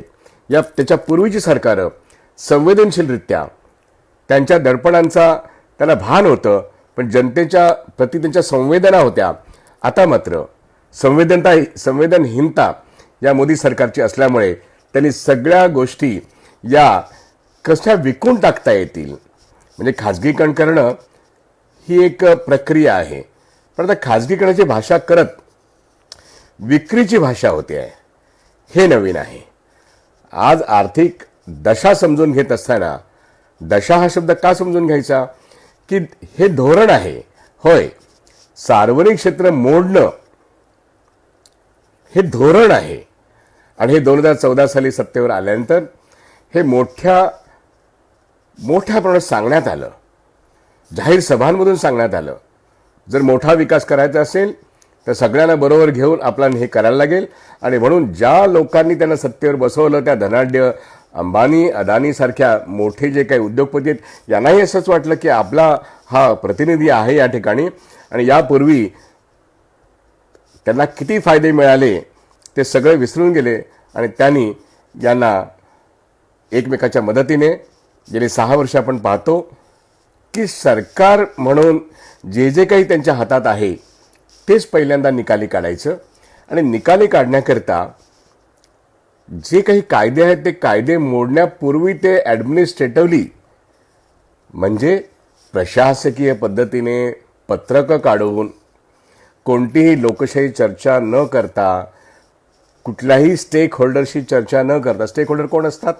जनता असते, कामगार असतात आणि स्टेक होल्डरमध्ये ज्यांचे मालकी हक्कामध्ये हितसंबंध असतात ते सगळे, कुणाशीही चर्चा नाही. त्यामुळे पार्लमेंटमध्ये जे धोरण ठरतं त्या पार्लमेंटला टांगून, लटकावून, बायपास करून कायदे आहेत तिथेच आहेत, ते पुस्तकात आहेत, पण एका दिवशी जाहीर होतं की हे बिल पास झालं, ते बिल पास झालं. आणि आता आपण बघितलं परवाच्या संसदेमध्ये 25 बिलं 14 दिवसात पास झाली आणि अत्यंत लोकशाही प्रक्रियेला पायदळी तुडवून, म्हणजे कोणत्याही लोकसभा घ्या तुम्ही 2014 पासून ते आत्तापर्यंत लोकसभेमध्ये प्रश्न एक असतो, चर्चा दुसरीच चालते, कायदे पास होतात. त्यामुळे लोकशाही प्रक्रियेला पायदळी तुडवून अनेक शेतकरी विषयक धोरणं आणि ज्याला आपण म्हणू की कामगार विषयक धोरणं, पर्यावरण विषयक धोरणं, जे अर्थव्यवस्थेने फार मोठी कामगिरी बजावतात, हे 3 महत्त्वाचे घटक जे आहेत आणि सेवा क्षेत्र याच्याविषयीची धोरणं आहेत, ही लोकसभेमध्ये फक्त फायनल स्टेजला येतात. तत्पूर्वी संपूर्ण प्रक्रिया ही ॲडमिनिस्ट्रेटिव्हली होते आणि ही ॲडमिनिस्ट्रेटिव्ह होत असताना दिल्लीसारख्या राज्यामध्ये अनेक कॉर्पोरेट लॉयर्स, आंतरराष्ट्रीय कंपन्यांचे कॉर्पोरेट लॉयर्स आणि देशी कंपन्यांचे कॉर्पोरेट लॉयर्स, त्यांचं लॉबिंग चालतं. देशाच्या नोकरशाहीला कायदा, त्याचा ढाचा कसा असावा, त्याची सूत्र कशी असावीत, त्याची रचना कशी असावी, हे त्यांच्या ऑफिसमध्ये ते बनवतात आणि मग त्याच डिक्शनरीमध्ये तेच जे शब्द येतील तसे आपलं अर्थ मंत्रालय असेल किंवा आपलं कायदा मंत्रालय असेल किंवा आपली बाकी सर्व केंद्रीय मंत्रालय असतील, त्या ठिकाणी जे ड्राफ्ट येतात त्या ड्राफ्टची रचना ही सुद्धा दिल्लीमध्ये आंतरराष्ट्रीय ज्या काही संस्था आहेत त्यांच्या कार्यालयांमधून पूर्णपणे ते ड्राफ्ट होऊन, त्याच्यावरती संस्कार होऊन ते विविध मंत्रालयांच्या मार्फत जणू काही सरकारनेच ती स्वतंत्रपणे आणली आहेत अशा तऱ्हेने पेश होतात. कोणतीही चर्चा नाही. चर्चा केल्याचं नाटक ते करतात, वेबसाईटवरती ते टाकतात, वेबसाईटवरून जनतेकरता बोलतात. परंतु कामगार संघटना असतील, मालक संघटना यांच्याशी परस्पर बोललं जातं, परंतु खासदारांशी बोलणं नाही, राजकीय पक्षांशी बोलणं नाही, बुद्धिजीवींशी बोलणं नाही, कुणाशीही चर्चा नाही.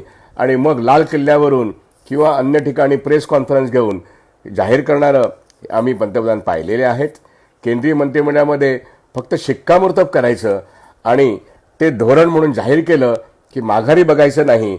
आणि मग आपण कामगार कायदे बदलले, तसे 370 कायदा बदलला, जो काश्मीरचं आणि या देशाचं संरक्षण करणारा होता तो बदलल्याचं आपण बघितलं. आणि ते बदलल्यानंतर आज चित्र असं दिसतंय की 370 गेल्यानंतर आम्ही POK घेऊ आणि आम्ही चीन पण घेऊ असं जेव्हा सांगण्यात आलं, तर चीन आपल्या त्यांचा जो काही अक्साई चीन आहे त्या अक्साई चीनच्या संरक्षणासाठी त्यांनी अख्खं संरक्षण टाळून त्यांनी लडाख अर्धा ताब्यात घेतलेला आहे. 1962 नंतर चीनने आपल्यावरती आक्रमण करून जवळजवळ 40,000 स्क्वेअर मीटर एवढी जागा घेतली होती. तेवढी जागा आता त्यांनी लडाखमध्ये व्यापलेली आहे आणि ती भारताच्या हद्दीत व्यापलेली आहे. असं जे चित्र निर्माण झाले ते मागच्या 5 ऑगस्टपासून या 5 ऑगस्टपूर्वी निर्माण झाले. त्यामुळे आपण या देशाच्या संविधानाशी खेळ करतोय. या देशामध्ये 5 ऑगस्ट, मागच्या 5 ऑगस्टपासून या 5 ऑगस्टपर्यंत बघितलं तर अभिव्यक्ती स्वातंत्र्याशी खेळ झाला, विचार स्वातंत्र्याशी खेळ झाला. UAPAमध्ये अनेक चांगले लोक, म्हणजे आनंद तेलतुंबडे सारखे लोक की आणि अनेक कामगार कार्यकर्ते अनेक ज्याला असं आपण म्हणू की जे शेतीच्या प्रश्नावरती, पर्यावरणाच्या प्रश्नावरती, अभिव्यक्ती स्वातंत्र्यावरती मोठं काम करतात, यांना UAPAमध्ये अडकवण्यात आलं. कोणताही पुरा नाही, कोणतीही सुनावणी नाही. या पद्धतीने घटनेची पायमल्ली आणि आपण बघतोय की कोरेगाव भीमा काय प्रकार झालेला आहे. आणि अशा सर्व ठिकाणी फिक्टिशियस चार्जेस, कन्हैयाकुमारची केस काय, रोहित मोहिलाची केस काय, या सगळ्या संदर्भामध्ये आणि आता तर आपण बघतोय हाथरसमध्ये काय घडतंय. त्यामुळे प्रकरणं दाबून टाकायची, ज्याला आपण म्हणतो ना बोगस प्रकरणं, फर्जी प्रकरणं निर्माण करायची आणि जे काही सक्रिय कार्यकर्ते आहेत, राजकीय कार्यकर्ते असतील, साहित्यिक असतील, कामगार कार्यकर्ते असतील, राजकीय कार्यकर्ते असतील, त्यांना त्यांच्या अभिव्यक्ती स्वातंत्र्याची जी गदा येते आणि मग कोणतीही ॲक्टिव्हिटी करता येत नाही. आणि या संदर्भामध्ये अर्थव्यवस्थेमध्ये जे काही पब्लिक सेक्टरचं खच्चीकरण करत खाजगी क्षेत्राला वाव देणं. आणि आपण बघतो की 2014 साली अदानी कुठे होते, 2014 साली अदानी जे काय होते त्यापासून 6 वर्षामध्ये आता त्यांची संपत्ती कित्येक हजार पटीने वाढलेली आहे. असं काय मोठा ते व्यवसाय करतायत, असं काय मोठं त्यांचं भांडवल गुंतवणूक भारतीय अर्थव्यवस्थेत आहेत म्हणून त्यांची श्रीमंती वाढली. या मुकेश अंबानी असतील किंवा अदानी असतील किंवा बाकीचे जे काही आवडते उद्योगपती असतील, यांची संपत्ती वाढ जी होते ती सरकारचे असेट्स मॉनिटाईज करून होते आहे. आणि यांच्याकरता एक पूरक अशी रचना निर्माण करण्यात आली आहे. ती भांडवल बाजारामध्ये निर्माण केली आहेत, ते मुंबई स्टॉक एक्सचेंजमध्ये निर्माण करण्यात आलेली आहेत. आणि भारतीय सार्वजनिक क्षेत्रातले अनेक कारखाने अत्यंत स्वस्त दरामध्ये त्यांच्या ताब्यात देण्याकरता, मग ती टेलिकॉम कंपनी असेल, BSNL असेल, ती जिओकडे हँडल करणं, याकरता जिओची निर्मिती जर तुम्ही बघितली असेल, जिओ ही कंपनी अंबानीने विकत घेतलेली आहे. आणि आता दुनिया कर लो मुठ्ठी में म्हणणारा रिलायन्स, आता जिओ आणि रिलायन्स मिळून ह्यांचा जो अलायन्स आहे, तर आधी फेक कंपन्या, आधी छोट्या कंपन्या निर्माण करायच्या, त्यांच्याद्वारे विकत घ्यायचं आणि मग त्या कंपन्या ताब्यात घेऊन त्याचं साम्राज्यात रूपांतर करायचं. अशा पद्धतीने सरकार या अदानी आणि अंबानींच्या कंपन्यांना विक्री करतंय अनेक गोष्टी आणि त्या ठिकाणी त्यांची धनं होत आहेत. त्यामुळे सरकारच्या संपत्तीतला मोठा वाटेकरी या देशातली सामान्य जनता आणि या देशातले कामगार यांनी संपत्ती निर्माण केली. पण मोदी साहेबांचं सातत्याने सांगणं आहे, संपत्तीची निर्माण करते उद्योगपती आहेत. आणि इथे अण्णाभाऊ साठेंचा संदर्भ आहे. अण्णाभाऊ साठेंनी संपूर्ण आयुष्यभर जे सांगितलं ते हे की संपत्तीचे निर्माते हे कामगार आणि शेतकरी आहेत. आणि त्यांनी एक फार महत्त्वाचं एक विधान केलेलं आहे की ही पृथ्वी शेषनागाच्या तळहातावरती आहे. हे जे काय सारखं आपल्याला ऐकवलं जातं मनुस्मृतीमध्ये, हे खोटं आहे. ही पृथ्वी ही कामगार आणि शेतकऱ्यांच्या श्रमातून निर्माण झालेली पृथ्वी आहे. ती त्याच्या खांद्यावरती आहे, त्याच्या तळहातावरती ही पृथ्वी आहे. आणि संपत्तीचा निर्माता हा कामगार आणि शेतकरी आहे. आणि तोच या पृथ्वीचा निर्माता आहे, जगाचा निर्माता आहे, हे अण्णाभाऊंनी साठे सांगितलं. आणि म्हणून श्रमाचं मोल, श्रमातून निर्माण झालेल्या संपत्तीचं मोल हे आपल्या मोदी साहेबांनी मातीमोल केलेलं आहे.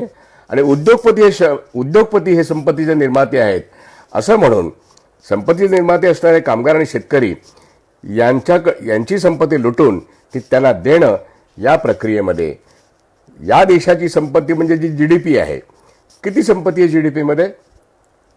GDP हा शब्दप्रयोग अनेकांना सातत्याने वापरावासा वाटतो, कारण अर्थव्यवस्थेची आजची दशा समजून घेताना या गोष्टी समजून घेणं आवश्यक आहे. किती आहे आपला GDP? 1 फेब्रुवारी 2020ला जेव्हा अर्थमंत्री यांनी आपलं हे सादर केलं बजेट, तेव्हा 200 लाख कोटी प्लस ही भारताची GDP आहे, साईज ऑफ द GDP आहे. आणि आपण 5 ट्रिलियन इकॉनॉमी म्हणजे 5 लक्ष कोटी, अर्थात तो डॉलर आहे, पण 5 लक्ष कोटीचं उद्दिष्ट ठेवून आपण 2024 पर्यंत जाऊ असं त्यांनी जाहीर केलं. म्हणजे 2 गोष्टी लक्षात ठेवा. मोदी साहेबांना आणि निर्मलाबाईंना म्हणायचे की आम्हाला 5 ट्रिलियनची इकॉनॉमी कधी, ट्रिलियन म्हणजे लक्षात घ्या काय, 1 ट्रिलियन म्हणजे 1,00,000 कोटी, $5 ट्रिलियन याचा अर्थ फार मोठा होतो. आता आपण साधारणपणे 2.5 ट्रिलियनच्या आसपासची आपलं एकूण इकॉनॉमी आहे. अशा वेळेस 24 मार्चला लॉकडाऊन जाहीर झालं करोनाशी युद्ध करण्यासाठी म्हणून, आणि आपण सगळे 130 कोटी लोक हे युद्धकैदी बनलेलो आहोत. तुम्ही तुमच्या घरी बसा, आम्ही तुमची काळजी घेऊ, तुम्ही घरी राहा, स्वस्थ राहा, कोरोनाचा पराभव 21 दिवसात करू. महाभारत 18 दिवसात संपवलेलं हो, 21 दिवसात करोनाचा पराभव करू. आणि करोनाच्या कालखंडामध्ये, लॉकडाऊनच्या कालखंडामध्ये आम्ही कामगाराचं वेतन सुरक्षित ठेवण्याचा प्रयत्न करू. आम्ही उद्योगपतींना तशी विनंती करू, त्यांचा पगार आम्ही देऊ, त्यांचा पगार त्यांनी दिला नाही तर आम्ही देऊ. या पद्धतीने त्यांनी घोषणा केला 24 मार्चला.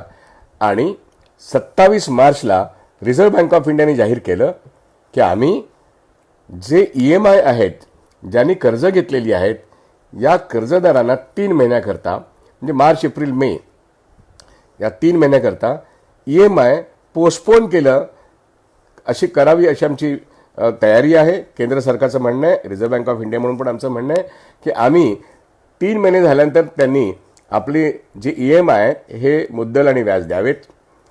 पुन्हा पुढचे 3 महिने त्यांनी वाढवून दिलेत. ते पुढचे 3 महिने 31 ऑगस्ट 2020ला 6 महिने पूर्ण होतात. म्हणजे 6 महिन्याकरता एकूण EMI पोस्टपोन झाले आहेत. ते पुन्हा एकदा भरण्याचा प्रश्न आहे. अर्थात तो बँकांच्या दृष्टीने वसुलीचा मुद्दा आहे.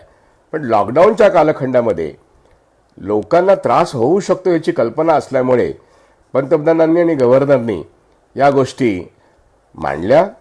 त्याचं आपण स्वागत करायला पाहिजे, कारण करोनाशी युद्ध करायचे. युद्ध करताना उद्योगांनी आपले दरवाजे बंद केलेले आहेत, ऑफिसेस बंद आहेत, रस्ते बंद आहेत, लोकांनी घरी बसायचं आहे. मग अशा वेळेस काम न करता रोजगार कोण देईल? त्यामुळे जे स्थलांतरित कामगार म्हणून आपण म्हणतो की ज्याची गिनतीच नव्हती या देशामध्ये कधी, आणि ते कामगार पुढाऱ्यांनी कामगार चळवळीचं फार मोठं अपयश असं म्हणायला हरकत नाही, राजकीय पक्षांचं सुद्धा फार मोठं अपयश असं म्हणायला हरकत नाही की स्थलांतरित कामगार या देशात नोंदवलेच जात नाही आहेत. अशा परिस्थितीमध्ये त्यांची संख्या 40 कोटी आहे असा आत्ता अंदाज व्यक्त करण्यात येतो आहे. तो संपूर्ण भारतात मिळून 40 कोटी स्थलांतरित कामगार आहेत. मग त्याच्यापासून कन्स्ट्रक्शन कामगार आहेत, ऊसतोड कामगार आहेत, मोलकरणी आहेत, आशा वर्कर्स आहेत, अंगणवाडी महिला आहेत, आणि असे अनेक रिक्षावाले आहेत, छोटे दुकानदार आहेत. हे सगळे ज्यांना ते स्वतःच मालक आहेत किंवा शेतमजूर आहेत की त्यांना एम्प्लॉय आणि एम्प्लॉय रिलेशनशिप नाही, हेच ते सगळे स्थलांतरित कामगार, हेच ते सगळे ज्यांना आपण म्हणू की विखुरलेले कामगार आहेत, एकटे आहेत. आणि ते ह्या लॉकडाऊनच्या कालखंडामध्ये त्यांचा रोजीरोटीचा व्यवसाय गेलेला आहे. आणि म्हणून त्यांना रिलीफ देण्याकरता आम्ही बँकांमधून हे 20 लाख कोटीचं पॅकेज देऊ, आम्ही एवढे जनधन खात्यात जमा करू. प्रत्यक्षामध्ये 1.5 लाख कोटीसुद्धा जनधन खात्यातले पैसे जमा झालेले नाही आहेत. आणि 20 लाख कोटीचा मामला हा कर्जाचा मामला आहे. हा छोट्या उद्योगांना 3 लाख कोटीची आम्ही क्रेडिट गॅरंटी देऊ असं म्हणता प्रश्न असा आहे की त्यांच्यापैकी 3 लाख कोटीपैकी आता 60,000 कोटी फक्त सँक्शन झालेले आहेत. सँक्शन होऊन छोट्या उद्योगपती उघडले पण नाही आहेत, कारण छोटे उद्योग आणि मोठे उद्योग हे उभेच राहत नाही आहेत. हे उभे राहत नाही आहेत कारण का कामगारच नाहीत काम करायला. कामगार नाहीत, वस्तूला मालाला मागणी नाही, मागणी नाही म्हणून पुरवठा नाही, पुरवठा नाही म्हणून मागणी नाही, असे जे विषचक्र आहेत, सप्लाय चेन, डिमांड चेन, याच्यातून लॉकआउट झालं आहे. त्या लॉकडाऊनमध्ये संपूर्ण शेती व्यवस्था, संपूर्ण सेवा व्यवस्था, संपूर्ण उद्योग व्यवस्था याच्यामध्ये लॉकडाऊन निर्माण झालेलं आहे. आणि हे लॉकडाऊन जे आहे याच्यातून लोकांचा रोजगार, लोकांची उपासमारी, लोकांची बेकारी, याच्यामधून लोकांचा हातातला पैसा हिरावला गेला आहे. परंतु हे आत्ताच लॉकडाऊनमध्ये झालं आहे का? नाही. मोदी सरकारच्या कालखंडामध्ये आता आपण जे आर्थिक अवस्थेची दशा बघतोय त्या दशेचं वर्णन हे खरं तर नोटबंदी नावाचा प्रकार 2017 साली जो केला, 8 नोव्हेंबर 2016मध्ये नोटबंदी जाहीर झाली. म्हणजे तुमच्या खिशातली, तुमच्या पर्समधली कॅश बँकेत आणून जमा करा आणि या प्रक्रियेमध्ये आम्ही काळा पैसा खणून काढू, आम्ही इन्कम टॅक्स प्रत्येकाला भरायला लावू, आम्ही टेररिस्टांच्या हातातला पैसा काढू, अशा गोष्टी त्यांनी करत करत नेमकं केलं काय तर नेमकं त्यांनी काळा पैसा हा पांढरा करण्याचा एक उद्योग केला. कारण प्रत्यक्षामध्ये आपल्याला काय दिसलं, 100 दिवसानंतर 99.2% पैसे परत आले आणि त्यात सहकारी बँका आणि सहकारी संस्थांमधले पैसे अजूनही त्यांनी घेतले नाही. गेले कुठे पैसे? म्हणजे ते जर आले असते पैसे ते 103% पैसे आले असते. म्हणजेच नोटांची अदलाबदल घडणं, काळा पैसा सफेद करणं. आणि या देशामध्ये नोटबंदी हा एक मोठा फ्रॉड आहे. ज्याला हिमालयन ब्लंडर म्हणता येईल अशा तऱ्हेने ब्लंडर मोदींनी केला आणि चोरांना आपला काळा पैसा सफेद करायला फार मोठी संधी उपलब्ध करून दिली. टेररिस्टांचं नाव घेणं, काळा पैसा खडून काढून नाव घेणं, 15 लाख तुमच्या खात्यात जमा करून सांगणं म्हणणं, ह्या सगळ्या बाता होत्या. 2 कोटीचा रोजगार निर्माण करू म्हणून 2014 साली सत्तेवर आले, ह्या सगळ्या बाता होत्या. ह्या फक्त बोलाचाच भात आणि बोलाचीच कडी हा प्रकार होता. प्रत्यक्षामध्ये 2014ला डॉक्टर मनमोहन सिंगाकडून अर्थव्यवस्था आणि सत्ता ताब्यात घेताना अर्थव्यवस्थेमध्ये ज्या अर्थव्यवस्थेची गती किती वाढली हे मोजतात ती अर्थातच जवळजवळ 9% होती. आणि 2014 नंतर ते आता 2020ला कोरोनाच्या पूर्वी रिझर्व्ह बँक ऑफ इंडियाने सांगितलं की 1 फेब्रुवारी 2020ला जे देशाचं बॅलन्स शीट म्हणजे देशाचं बजेट त्यावेळेस 5.8 हा शब्दप्रयोग निर्मला सीतारामन यांनी केला. पण 4.5% हा शब्दप्रयोग रिझर्व्ह बँक ऑफ इंडियाच्या गव्हर्नरने केला. आणि त्या काळात माझ्यासारखा मनुष्य जो सातत्याने अर्थव्यवस्थेवरती बोलत होता किंवा अनेक असे या देशामध्ये अर्थव्यवस्थेशी बोलणारे लोक आहेत, चिंता व्यक्त करणारे आहेत, आम्ही म्हणत होतो की नोटबंदीनंतर 2 ते 2.5% GDP खाली गेलेला आहे आणि मंदीला सुरुवात झालेली आहे. त्यामुळे 2016 नोव्हेंबरनंतर या देशामध्ये मंदीला सुरुवात झाली, GDP खाली गेला. 70% शेती व्यवस्थेवरती आधारित, ज्या ठिकाणी आपल्याकडे शेती व्यवस्थेवरती काम करणारा आणि ज्याला म्हणतात रुरल इकॉनॉमी, मुख्यतः कॅश बेस्ड इकॉनॉमी या देशाची आहे. जरी ती इंडस्ट्रियल इकॉनॉमी असली तर ती शहरात होती, पण नोटबंदीचा परिणाम हा होलसेल मार्केटमध्ये झाला, रिटेल मार्केटमध्ये झाला, शेती व्यवस्थेवरती झाला, छोट्या उद्योगांवरती झाला आणि परिणामी छोटे उद्योग बंद पडायला तेव्हा सुरुवात झाली. बँकांची थकीत कर्ज आणि बुडीत कर्ज ही तर 2008 पासूनची गोष्ट आहे. 2008 मध्ये 30,000 कोटी नॉन परफॉर्मिंग असेट होता. तो मोदी सरकारने सत्ता हातात घेतली तेव्हा तो 3 लाख कोटी गेलेला होता. आणि 3 लाख कोटी तो गेलेला असताना तो जवळजवळ 12 लाख कोटी कॉर्पोरेट डेट रिस्ट्रक्चरिंग या खात्यामध्ये 12 लाख कोटी होते. म्हणजे जे NPA दाखवलेले नाही आहेत परंतु जवळजवळ ती बुडीत कर्ज आहेत, त्याला CDR असं म्हणतात. त्यामुळे NPA अधिक CDR 3 लाख कोटी अधिक 12 लाख कोटी म्हणून 2015च्या जानेवारीमध्ये 15 लाख कोटी रुपये हे बँकिंग व्यवस्थेमध्ये ज्याच्यावरती व्याज चढत नव्हतं अशा अवस्थेत होते. बँकेमध्ये जर तुमच्या कर्जावरती व्याज येत नसेल तर त्याच्याविषयी तरतूद करायला लागते आणि तरतूद करून ती वसूल करण्याचा प्रयत्न करावा लागतो आणि बँकांचे नफे त्यामुळे मग कमी होतात. ही अवस्था असताना जेव्हा CDR तुम्ही दाखवूच नका, तुम्ही फक्त NPAच दाखवा पण ती वसूल करून दाखवा असं म्हणायच्याऐवजी मला वाटतं रघुराम राजनसुद्धा कुठेतरी विसरलेत की बँकांची कर्ज वसूल करण्याचा प्रयत्न करा. वसुलीचे कायदे हे जे काही आहेत त्याचा वापर करा. मोठ्या कॉर्पोरेट उद्योगपतींकरता कर्ज वसुलीचे कायदे वापरण्यात आलेले नाहीत. ही एक रोकडी वस्तुस्थिती 2008 नंतर ते 2014पर्यंत आपण पाहत होतो. कर्ज वसुली न झाल्यामुळे बँकांचे नफे कमी होत होते.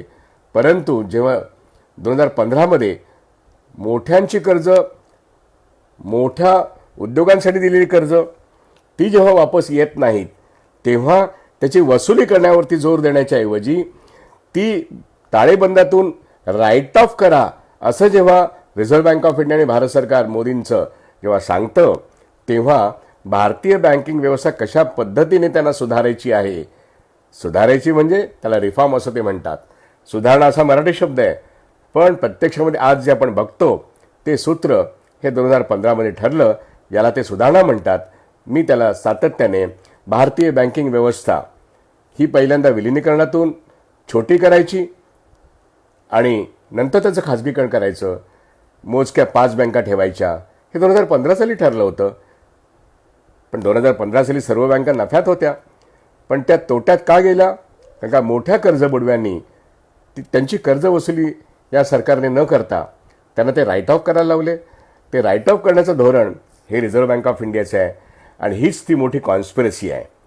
मी शब्दप्रयोग कॉन्स्पिरसी हा करतो याचं कारण जे बँकिंग मला कळतं ते रिझर्व्ह बँक ऑफ इंडियाच्या वरिष्ठ अधिकाऱ्यांना आणि देशाच्या अर्थशास्त्रज्ञांना कळत नाही असं समजण्यासारखा मी मूर्ख नाही आहे. पण जाणीवपूर्वक जर तुम्ही मोठ्यांची कर्ज वसूल न करता जर ती राईट ऑफ करणार असाल आणि शेतकऱ्यांना जेव्हा कर्जमाफीची गरज असताना शेतकऱ्यांची कर्जमाफी न करणं, कारण ती आपत्तीच नाही असं जेव्हा रिझर्व्ह बँक ऑफ इंडिया आणि नाबार्ड म्हणतं तेव्हा ते कारस्थान असतं. त्यामुळे शेतकऱ्यांना कर्जमाफी नाही, त्यांना मारायचं तर मरू दे, आत्महत्या करायचं तर करू दे, परंतु विजय मल्ल्या हा आत्महत्या न करता पळून जाऊ शकतो, एस.आर. शेठ आत्महत्या न करता पळून जाऊ शकतो, किंवा डायमंड मर्चंट नीरव मोदी आणि मेहुल चोक्सी हे लोक बँकांना हजारो कोटींना लुटून जाऊ शकतात. आणि यांची यादी आम्ही म्हणजे मी स्वतः पण अनेक वेळा पत्रकार परिषदा घेऊन दिलेल्या आहेत. असे 7,000 मोठे कर्ज बुडवे ज्याच्यामध्ये विजय मल्ल्या फक्त 10,000 कोटीचा आहे, तर एस.आर. शेठ हा जवळजवळ 110 लाख कोटीचा आहे. म्हणजे 1,10,000 कोटी एवढं त्याचं थकीत आणि बुडीत कर्ज आहे. तो भारताला सर्वात मोठा कर्ज बुडवे आहे. याचा अर्थ विजय मल्ल्याच्या 7 पटीने जास्त कर्ज बुडव्या हा एस.आर. शेठ आहे. आणि त्याकरता रशियाच्या पुतीनबरोबर नरेंद्र मोदी आत्तापर्यंत कितीतरी वेळा त्यांची जी काय ऑइल कंपनी एस.आर. ऑइल याच्याकरता ते वाटाघाटी करत असत. त्यामुळे मुकेश अंबानी असोत, अदानी असोत किंवा एस.आर. शेठ असोत यांच्याकरता देशोदेशी जाऊन वाटाघाटी करून यांचा व्यवसाय वाढवण्याकरता प्रयत्न करणारे आपले पंतप्रधान हे आपण या कालखंडात बघितलेले आहेत. आणि बँकांमधून मोठे कर्ज बुडवे आहेत त्यांची कर्ज वसुली करता बँकांच्या चेअरमनना आणि संचालक मंडळांना अर्थसचिवांकडून आदेश येतात आणि मग बँकांचे राईट ऑफ होतात अकाउंट. आणि तो राईट ऑफ झालेला अकाउंट तुम्ही बघत असाल तर 7 लाख कोटी रुपये या गेल्या 5 वर्षामध्ये बँकांचे मोठ्या कर्जबुडव्यांचे राईट ऑफ झालेले आहेत. याला कर्जवसुली म्हणून म्हणता येत नाही. 4 लाख कोटी वसूल झालेले आहेत, जेव्हा एकूण 20 लाख कोटी हा एकूण कर्ज बुडण्याचा टप्पा बँकांमध्ये आहे, त्यावेळेस फक्त 4 लाख कोटी रुपये हे वसूल झाले आहेत. आणि बँकांचं भांडवल जे 2015मध्ये 3 लाख कोटीची गरज असताना 70,000 कोटी दिले 4 वर्षामध्ये, मात्र आता 7 लाख कोटी भांडवलाची गरज आहे. कारण 20 लाख कोटीपर्यंत आता जवळजवळ रिझर्व्ह बँक ऑफ इंडियाच्या म्हणण्याप्रमाणेच या 5 वर्षामध्ये आपल्याला दिसतंय किती कर्ज वसुली झाली, किती कर्ज वाटप झालं, किती कर्ज राईट ऑफ झालं. हे सगळं आपण हिशेब केल्यानंतर आज रिझर्व्ह बँक ऑफ इंडिया साधारणपणे 10.5 लाख कोटी रुपये सगळ्या बँकांचं मिळून हे ज्याला म्हणतात नॉन परफॉर्मिंग असेट दाखवतात. हे नॉन परफॉर्मिंग असेट कुठून आलं एवढं? जे 3 लाख होतं 2015ला ते असं का झालं? याचं कारण CDRचा टक्का जो 2015मध्ये 12 लाख कोटी होता तो खरा 18 लाख कोटी होता. तो NPAमध्ये वर्ग होत गेला आणि मग NPA कधीच वसूल झाला नाही, CDR कधीच वसूल झाला नाही, तो राईट ऑफ होत गेला. आणि त्यातून राईट ऑफ होत सुद्धा बँकांचं वसरण झालं. मोठ्या नफ्यातल्या बँका आता तोट्यातल्या बँका झाल्या. याला बँक सुधार धोरण कारणीभूत आहेत, याला मोदींचं धोरण कारणीभूत आहे. आणि हीच खरी भारतीय अर्थव्यवस्थेची दशा या मोदी सरकारने करून ठेवली आहेत. हे सगळे जे बँकांच्या बचतीतून जी कर्ज दिली त्या कर्जामधून परत न येता 500 उद्योगपती विदेशात पळून गेले, ते पळवण्यात आले आणि त्यांना आम्ही पकडून आणू असं सांगणारं हे सरकार आज विजय मल्ल्या काय, नीरव मोदी काय, सुखनैव जगभर फिरत असतात. कुठल्या तरी कोर्ट केसेसच्या बातम्या आपल्याला बघायला मिळतात आणि आपली माध्यमं आपल्याला त्यांचे चेहरे दाखवतात, परंतु त्यांचे पैसे वसूल होत नाहीत, त्यांना पकडण्यात येत नाहीत. आणि या ठिकाणी जे काही साठलोटं दिसते आपल्याला ते राजकीयदृष्ट्या सुद्धा तुम्ही त्याचं विश्लेषण केलं पाहिजे. पण आर्थिकदृष्ट्या या देशामध्ये आपल्याला देशाला कंगाल करणारे उद्योगपती हे आपण गेल्या 6 वर्षात बघितले. उद्योगपतींनी देशाच्या स्वातंत्र्याच्या वेळेस फायदा घेतला, तेव्हा उद्योगपतींना तुम्ही जगा, आम्ही तुम्हाला जगवतो पण देश जगला पाहिजे हे धोरण होतं. आता देश मेला तरी चालेल, उद्योगपती जगले पाहिजेत हे मोदींचं धोरण आहे. आणि म्हणून सबका साथ सबका विकास असं म्हणत असताना प्रत्यक्षामध्ये मूठभर भांडवलदारांचा विकास आणि बाकी सगळे गेले मातीत. त्यामुळे शेतकरी मातीत गेला, कामगार मातीत गेला. त्यांचे हक्क, मूलभूत हक्क हिरावणारे हे सगळे जे कायदे आहेत, हे कायदे गेले 100 वर्ष, म्हणजे 1920 साली अण्णाभाऊ साठेंचा जन्म झाला. 1920 साली all India trade union Congress नावाची एक पहिली अखिल भारतीय संस्था, कामगारांची संघटना निर्माण झाली, ज्याचं अध्यक्षपद बाळ गंगाधर टिळक हे करणार होते. 1 ऑगस्ट रोजी त्यांचा मृत्यू झाला. पण 31 ऑक्टोबर 1920 रोजी लाला लजपत राय, म्हणजे लाल बाल पाल, म्हणजे बाळ गंगाधर टिळक आणि लाला लजपत राय आणि बिपिनचंद्र पाल हे लाल बाल पाल मधले एक बाळ गंगाधर टिळक गेल्यानंतर लगेच लाला हे आयटकचे अध्यक्ष झाले. मुंबईला त्यांची परिषद झाली. त्या संस्थेला आता 100 वर्ष होत आहेत. जसं अण्णाभाऊ साठेंची आज शताब्दी आपण करतो, तसं आयटकची पण शताब्दी होय 31 ऑक्टोबरला आहे. त्यामुळे कामगारांचा, शेतकऱ्यांचा जो संबंध आहे स्वातंत्र्यापूर्वी स्वातंत्र्यानंतर हा एकजीवपणे देश मोठा करण्यासाठी होता.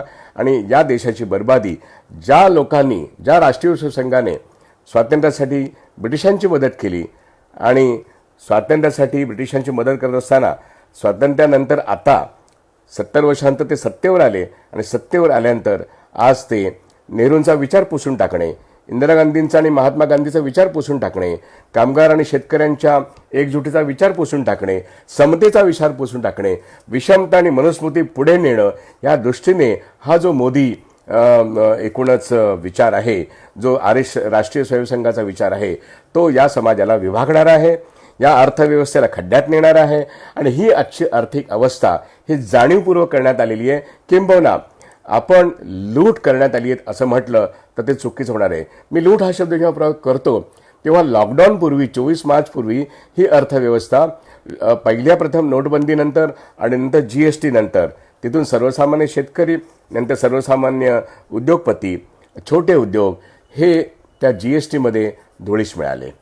मोदीचा जो सर्वात मोठा 8 नोव्हेंबर 2016ला ज्याला असं म्हणून ब्लंडर, महाचूक ही नोटबंदी होती. दुसरी महाचूक 5 टप्प्यावरची, 7 टप्प्यावरची GST राबवणं, ज्याच्यामध्ये प्रत्यक्षामध्ये मोठा जो कर आहे, मोठे उद्योगपती जे कर भरायचे त्यांना सूट मिळाली. आणि तुमच्या माझ्या खिशातून प्रत्येक गोष्टीमध्ये GST वसूल होतो. GST याचा अर्थ काय हे समजून घ्या. GST म्हणजे गुड्स अँड सर्व्हिसेस टॅक्स, म्हणजे प्रत्येक गोष्ट सर्वसामान्य माणूस जे करतो त्या उत्पादन व्यवस्थेमध्ये, त्यानंतर सेवा व्यवस्थेमध्ये, तर तुमच्या खिशातून सातत्याने तुम्ही तो टॅक्स भरता. तो इनडायरेक्ट टॅक्स आहे. तो ज्याला म्हणतो डायरेक्ट टॅक्स हा इन्कम टॅक्स म्हणतात आणि इन्कम टॅक्स वगळता तो तुमच्या उत्पन्नावर असतो. पण त्या उत्पन्नाच्या व्यतिरिक्त दैनंदिन तुम्ही कुठलीही वस्तू खरेदी केली त्यातून तुमचा कर तुम्ही वस्तू खरेदी करतानाच वसूल होत असतो, तो तुमच्या खिशातला जातो. तो GST आहे. त्या GSTचं 1 लाखाचं कलेक्शन दर महिन्याला व्हायला पाहिजे. ते आत्तापर्यंत 2017 पासून ते आत्तापर्यंत त्याचा तुटवडा म्हणजे शॉर्टफॉल जो आहे तो 3 लाख कोटीचा आहे. आणि जो महाराष्ट्र सरकारचा किंवा अनेक राज्य सरकारांचा हे केंद्र सरकार देत नाहीये. आणि या GST कलेक्शनमध्ये सर्वात मोठा वाटा शेतकरी आणि कामगार आणि कष्टकरी आणि मध्यमवर्गीय आहेत यांच्या खिशातून जातो. हे कृपा करून आपण सर्वांनी लक्षात ठेवलं पाहिजे. GSTमध्ये सर्वात आपण 18% कर भरत असतो, हे लक्षात ठेवा. आणि इन्कम टॅक्सच्या आपल्यातले अनेक जे लोक कॉन्ट्रॅक्ट एम्प्लॉईज असतील, गरीब असतील, हे इन्कम टॅक्स भरत नसतील, पण इन्कम टॅक्सपेक्षा जास्त टॅक्स हा GSTमध्ये सर्वसामान्य माणूस भरतो. आणि मोठे जे कॉर्पोरेट जे आहेत या देशातले मोठे उद्योगपती आहेत त्यांना 35% कॉर्पोरेट टॅक्स होता. मोदी सरकारच्या 6 वर्षाच्या कालखंडात तो 22.5%वरती आलेला आहे. त्यामुळे मोठ्यांना कमी टॅक्स आहे आणि आपण शेतकरी, कामगार आणि मध्यमवर्गांना जास्त टॅक्स आहे असा तो GSTचा व्यवहार आहे. त्यामुळे मोदी सरकारने डायरेक्ट टॅक्स हे मध्यमवर्गाचे किंवा मोठ्या लोकांचे कमी केले आणि छोट्या लोकांच्या खिशात हात घालून GSTचं संकलन आहे. आणि ते GSTचं संकलन जे राज्याला सुद्धा तो त्यांचा वाटा द्यायला पाहिजे ते आज संकलन करून झाल्यानंतर सुद्धा देत नाही आहेत. म्हणजे या गेल्या 3 वर्षातला शॉर्टफॉल किंवा गेल्या वर्षभरातला शॉर्टफॉल हा 3,00,000 कोटीचा आहे. वर्षभरातला शॉर्टफॉल 3,00,000 कोटीचा आहे आणि ते 3,00,000 कोटीमध्ये आम्ही तुम्हाला 65,000 देऊ, पण उरलेले 2,35,000 कोटी तुम्ही रिझर्व्ह बँक ऑफ इंडियाकडून लोन घ्या आणि तुम्ही राज्यांना ते सांगतायत, निर्मलाबाई सीतारामन, तुम्ही लोन घ्या आणि तुम्ही लोन घेणार असाल तर मी तुम्हाला लोन मिळवून देईन रिझर्व्ह बँक ऑफ इंडियाकडून. अरे वा रे वा, या देशाचं केंद्र सरकारने स्वतःहून जीएसटी मधलं जो राज्याचा वाटा तो द्यायच्याऐवजी तुम्ही लोन घ्या, आम्ही तुम्हाला लोन मिळवून देऊ, अशा तऱ्हेची भाषा आहे. त्यामुळे राज्यांचा कायदेशीर अधिकार जे केंद्र सरकार दडपतं आणि लोकांच्या खिशात हात घालून जे सरकार अशा तऱ्हेने जीएसटी गोळा करतं, त्याचबरोबरीने तुम्ही तेलाचा हिशोब घ्या.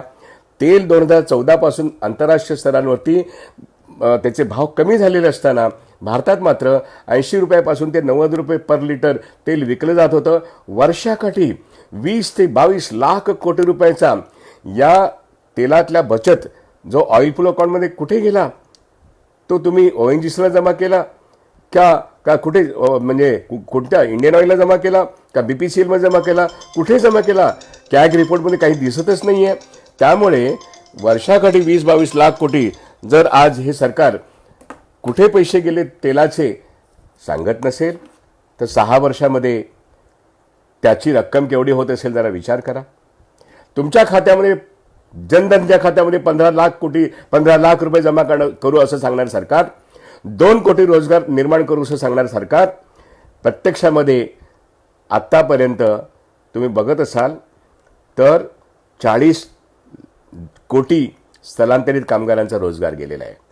6 कोटी 20 लाख छोटे उद्योग होते. या लॉकडाऊनपूर्वी जे 6 कोटी 20 लाख छोटे उद्योग होते त्यांचा नॉन परफॉर्मिंग असेट होता, परंतु लॉकडाऊन नंतर ते बंद झाले आणि परमनंट कामगारांच्या नोकऱ्या गेल्या. त्याची संख्या 13 कोटी आहे. 13 कोटी परमनंट नोकऱ्या, 40 कोटी असंघटितांच्या नोकऱ्या, एवढ्या मोठ्या प्रमाणामध्ये. आणि मग बजाजमध्ये, टाटामध्ये, अंबानीच्या याच्यामध्ये IT कंपन्या, फिनटेक कंपन्या, ब्रोकरेज कंपन्या, 1,00,000, 1.5 लाख, 2 लाखाच्या पगाराच्या नोकऱ्या. या लॉकडाऊनमध्ये जवळजवळ 70 लाख नोकऱ्या गेलेल्या आहेत. ज्या मोठ्या पगाराच्या मध्यम वर्गाच्या नोकऱ्या आहेत, ज्या मध्यम वर्गाने मोदी सरकारला मोठ्या अच्छे दिन लावण्याची जी काही घोषणा होती त्यातून त्यांना मतदान केलं होतं, आज त्यांचे पण डोळे उघडत आहेत. आणि उघडले नसतील तर उघडणार, कारण या नोकऱ्या परत मिळणार नाहीत, या नोकऱ्या पुन्हा येणार नाहीत. GDP खाली जाणं म्हणजे गुड्स, एकूणच ग्रॉस डोमेस्टिक प्रॉडक्ट हा जो काही जवळपास 2014ला 9% जवळ होता, तो नोटबंदीच्या सुरुवातीला, त्यानंतर जो 2.5% घसरला आणि आत्ता 2020च्या फेब्रुवारी महिन्यामध्ये मी मगाशी सांगितल्याप्रमाणे रिझर्व्ह बँक म्हणतं 4.5%, निर्मलाबाई सीतारामन सांगतात 5.8% आणि उद्योगपती सांगतात मी आता 4 चाकी निर्माण करणार नाहीत, महिंद्रा सांगतात, बजाज सांगतात, टाटा म्हणतात टाटा मोटर विकली जात नाहीत, आम्ही नोकऱ्या कमी करू, आम्ही शटडाऊन करू, मग आम्हाला मदत करा, आमचा माल विकला गेला पाहिजे. मग त्यांना त्यांचे टॅक्सेस कमी केले. बजेट नंतरच्या गोष्टी आहेत ह्या. लॉकडाऊनच्या पूर्वीच मंदीची सगळी लक्षणं दिसली. GDP 4.5%वर आलं हे RBIने सांगितलं. आमच्यासारखे लोक ते 3%ची भाषा करत होते आणि त्या काळात मंदीचा फटका, मालाला उठाव नाही, रोजगार निर्मिती सोडून द्या, रोजगार कपातीच्या गोष्टी, हे सगळं आपण जानेवारी, फेब्रुवारी, मार्चच्या सुरुवातीपर्यंत अनुभवत होतो. आणि त्या ठिकाणी 4 चाकीपासून ते बिस्किटापर्यंत कोणतीच गोष्टी विकली जात नाहीये. आणि मग लॉकडाऊन आल्यानंतर मगाशी सांगितल्याप्रमाणे 13 कोटी परमनंट कामगार गेले. आणि आता याच कालखंडात 20 लाख कोटीच्या पॅकेजमध्ये जे 93 सालापासून ठरलं होतं, 91 सालापासून ठरलं होतं आणि मोदी सरकारने 2014 पासून ते जाहीरपणे कंठोशोष करून सांगितलं होतं आणि 1 फेब्रुवारी 2020ला बजेट देताना सांगितलं होतं मुझे 5 ट्रिलियन इकॉनॉमी करना है. म्हणजे काय करणार आहे? म्हणजे काय करणार आहेत? तर वित्तीय तूट भरून काढण्याकरता या देशाचं सार्वजनिक क्षेत्र आणि कर संकलनातली तूट भरून काढण्याकरता या देशातलं सार्वजनिक क्षेत्र हे विक्रीला काढणं, त्याचं खाजगीकरण करणं, LICचं इनिशियल पब्लिक ऑफरकडून 90,000 कोटी जमवायचे आहेत, म्हणजे जवळजवळ 10% IPOचा वाटा, म्हणजे त्याचे शेअर लिस्टिंग करायचं मार्केटमध्ये, म्हणजे 90,000 कोटी मिळतील. त्याचा आता साधारणपणे नोव्हेंबर महिन्यामध्ये LICचा IPO येईल. 90,000 कोटी जमवायचे आहेत. Bank of Maharashtra, Indian overseas bank, UCO bank आणि पंजाब अँड सिंध बँक या 4 बँकांच्या खाजगीकरणाविषयी जूनपासूनच्या बातम्या आहेत. पण हे ठरलं मागच्या जूनला की या 4 बँका एकतर स्थानिक राहतील, आणि या जूनला असं ठरतंय, अजूनही सरकार ऑफिशियली सांगत नाही, पण हे निश्चितच आहे की त्याचं खाजगीकरण करणं म्हणजे विकून टाकणं. आणि कदाचित जे शिजतंय, जो कट शिजतोय, जे कारस्थान होतंय, या बँका विकताना ज्यांना विकायच्या आहेत त्यांना स्वस्तात विकण्याकरता डिसेंबर एंड नंतर, बजेट जवळ आल्यानंतर या 4 बँकांना विकून काही हजार कोटी मिळतील. करसंकलन पूर्ण करण्याकरता, वित्तीय तूट भरून काढण्याकरता, 2.10 लाख कोटीचं टार्गेट पूर्ण करण्याकरता LICतून 90,000 कोटी जमवायचे आहेत आणि या 4 बँका विक्रीला काढायच्या आहेत. आणि शिवाय BPCL आहे, 2,65,000 कोटीची BPCLची व्हॅल्यू असताना ती 60 किंवा 65,000 कोटीला विकून टाकणे. 5 टेंडर्स निघून झालेत आत्तापर्यंत, पण त्या विक्रीतून फक्त 5,000 कोटी काढायचे आहेत. BPCL ही नफ्यातली कंपनी आहे आणि ती विकतायत कोणाला? मुकेश अंबानी आणि सौदी अरामको नावाचा या जगातला सर्वात मोठी ऑइल कंपनीचा मालक. ह्या दोघांचे मिळून जी कंपनी निर्माण होते, त्या कंपनीला भारतातली BPCL नावाची अतिशय नफ्याची कंपनी विकली जाते. आणि कदाचित डाव असा आहे, कॉन्स्पिरसी कदाचित अशी आहे की BPCL ताब्यात घेऊन ही सौदी अरामको ONGCच्या अत्यंत महत्त्वाच्या कंपनीला हात घालेल आणि या देशाचं संपूर्ण ऑइल सेक्टरचा कब्जा घेण्याचा प्रयत्न करेल. हे एक दाट मोठं कारस्थान शिस्त आहे. त्यामुळे देशाचं ऑइल सेक्टर ताब्यात घेणं, बँका कुणाला विकल्या जातात ह्याच्यावरती लक्ष ठेवा. माझं स्पष्ट मत आहे की 2022 पर्यंत स्टेट बँक ऑफ इंडिया ही रिलायन्सच्या ताब्यात गेलेली असेल. अदानी आणि मुकेश अंबानी यांनी ऑलरेडी स्टेट बँक ऑफ इंडियामध्ये जिओ, त्यांचं संपूर्ण सॉफ्टवेअर आणि स्टेट बँक ऑफ इंडिया, तिथे रिलायन्स पेमेंट बँक ऑलरेडी काम करते आहेत. दोघांनी एकमेकाचे स्टेक्स विकत घेतलेले आहेत. फेसबुक आणि जिओचाच अलायन्स झालेला आहे आणि त्याच्यामध्ये भारतातली सर्वात मोठी बँक ही रिलायन्स आणि अदानी यांचा स्टेक वाढेल. आणि ती वाढत असताना स्टेट बँक ऑफ इंडिया हे त्यांच्या मालकी हक्कामध्ये भारत सरकार 26% स्वतःकडे ठेवेल. आज भारत सरकारचा मालकी हक्क स्टेट बँक ऑफ इंडियामध्ये 58% आहे. चिदंबरम सरकार असताना रिझर्व्ह बँक ऑफ इंडियाचा मालकी हक्क जवळजवळ 60% होता.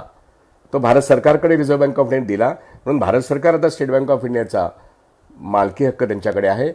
त्याच्यातून भारत सरकार 58%वरून 26%वरती येईल आणि बाकीचा जो टक्का आहे हा विदेशी भांडवलदार, रिलायन्स, अदानी असे जे काही भांडवलदार आहेत यांच्या ताब्यात स्टेट बँक ऑफ इंडियाची मालकी जाईल. आणि म्हणून प्रश्न असा निर्माण होतोय की ही अर्थव्यवस्थेची 6 वर्षामध्ये जी दशा करून ठेवलेली आहे लिबरलायझेशनच्या आणि प्रायव्हेटायझेशनच्या प्रक्रियेमध्ये, आता खरोखर प्रायव्हेटायझेशन आहे काय सेल आउट आहे? हे खाजगीकरण नव्हे, हे सरळ सेल आउट आहे, ही विक्री आहे. आणि लिबरलायझेशनच्या प्रक्रियेमध्ये भारत सरकारने त्यांच्या सगळ्या आस्थापनातून मालकी हक्क सोडावं, ही जी काही वर्ल्ड बँकेची आणि वित्तीय संस्थांची 90 साली मान्य केलेली गोष्ट आहे, ती आता 30 वर्षांत पूर्ण करण्याचं जगभर जे फिरून येत होते ना मोदी साहेब, ठिकठिकाणी ज्या कमिटमेंट्स होत्या लेखी स्वरूपात, त्याची ही पूर्तता आहे. गेल्या 6 वर्षामध्ये कधी नव्हे तो ज्या इंदिरा गांधींनी भारतीय संविधानाप्रमाणे लोकशाही चालवली त्यांनी कधीही अमेरिकेची दादागिरी सहन केली नाही. ना ती राजीव गांधींनी सहन केली, ना ती नरसिंहरावांनी सहन केली, ना ती मनमोहन सिंगांनी सहन केली. होय, काही ॲडजस्टमेंट केल्या, परंतु अमेरिकन ॲडमिनिस्ट्रेशनचा सरळ हस्तक्षेप 2014 नंतर जेवढ्या मोठ्या प्रमाणात या देशात होतोय, किंबहुना ॲडमिनिस्ट्रेशन कोण चालवतं याचा नीटपणे अभ्यास केला तर तुम्ही बघितलं असेल की इस्रायल हा भारताचा मित्र कधी नव्हता 2014 पूर्वी. तो आता भारताचा जीवश्च कंठस्थ मित्र झाला, कारण तो राष्ट्रीय स्वयंसंघाचा एक लाडका देश आहे. त्यामुळे इस्रायल, जपान, अमेरिका यांचं वर्चस्व भारतीय अर्थव्यवस्थेत मोठ्या प्रमाणात वाढतंय. त्यामुळे पब्लिक सेक्टरचा सेल हा ज्या पद्धतीने होतोय, the way it is being dismantle, destroyed and sold out to the private and international corporates, त्याच्यावरती वित्तीय संस्थांचा जो काही पगडा बसतोय आणि राज्यव्यवस्थेमध्ये ज्या पद्धतीने घुसखोरी होते, हे पाहता या अर्थव्यवस्थेची ही दशा का झाली याचं तुम्हाला राजकीय आणि आर्थिक उत्तर मिळेल. आणि म्हणून public sector shall have the commanding heights म्हणणारी इंदिरा गांधी आणि राजीव गांधी, आणि तोच व्यवहार मनमोहन सिंगांनी जो चालू ठेवला, अडचणी अनेक आलेल्या असतील, अनेक अडचणी आलेल्या असतील, अनेक दबाव येऊ शकतात. होय, आलेच होते, परंतु त्याच्यावरती या देशाचं सार्वभौमत्वाचं मात करणं, सार्वभौमत्व टिकवून ठेवणं हे महत्त्वाचं आहे. आज काय होतंय, भारताच्या सार्वभौमत्वाला सुद्धा धोका निर्माण होतोय. आणि म्हणून बॉर्डरच्या पलीकडे चीन असो किंवा नेपाळ असो किंवा बांगलादेश असो किंवा श्रीलंका असो आणि पाकिस्तान असो, आज हे मित्र देशातले पाकिस्तान हा शत्रू देश जरी असला तरी बाकीचे मित्र होते ते आज मित्र नाही आहेत, मित्र नाही आहेत. त्यामुळे परराष्ट्र धोरण, अर्थकारण, देशांतर्गत सुरक्षा, देशाच्या बाहेरची सुरक्षा, अर्थकारणातून निर्माण झालेली या देशाची आत्मनिर्भरता आता जेव्हा नष्ट होते तेव्हा मोदी साहेब सांगतात आम्ही हा देश आत्मनिर्भर करतोय. म्हणजे काय, तर सार्वजनिक क्षेत्र विक्रीला काढून आम्ही देश आत्मनिर्भर करतोय. म्हणजे ओनली रिलायन्स नावाची पहिली मोठी कंपनी होती धीरूभाई अंबानींची, ओनली रिलायन्स, एकमेव रिलायन्स. रिलायन्स याचा अर्थ स्वावलंबन, स्वावलंबी भारत आता ओनली रिलायन्स होतोय. या अर्थव्यवस्थेवरती आंतरराष्ट्रीय वित्तीय संस्था आणि देशातल्या वित्तीय संस्था यांचा कब्जा येतोय, कॉर्पोरेट्सचा कब्जा येतोय. याला स्वावलंबन म्हणायचं. त्यामुळे ओनली रिलायन्स ही एक घातक घोषणा आहे. ओनली रिलायन्स ह्या देशाला आत्मनिर्भरतेपासून परावलंबी बनवणार आहे, पण घोषणा जी करतात त्याच्या नेमकं विरुद्ध वागणं हे मोदी सरकारचं एक व्यवच्छेदक लक्षण आहे. हे आपण 2014 पासून पाहतो. आणि म्हणून या अर्थव्यवस्थेची ही जी काय दशा आहे ही मनुष्यनिर्मित आहे. कोरोना 6 महिन्यापूर्वी आला, जानेवारी त्याच्यावरती पावलं घेता आली असती, परंतु प्रेम ट्रम्पवरती जास्त होतं म्हणून ट्रम्प येऊन गेल्यानंतर कोरोना दिल्लीच्या इलेक्शन नंतर त्याच्यावरती उपाय शोधले. तोपर्यंत भारतात कोरोना हा फार कमी प्रमाणात होता आणि कोरोना वाढल्यानंतर लॉकडाऊन झालं आणि लॉकडाऊन नंतर आज 25% GDP खाली गेलाय. आता पुढची दिशा काय याच्याशी मी पुढच्या 10 मिनिटात बोलणार आहे. आणि ते पुढची दिशा जी आहे ही भयानक आहे. कारण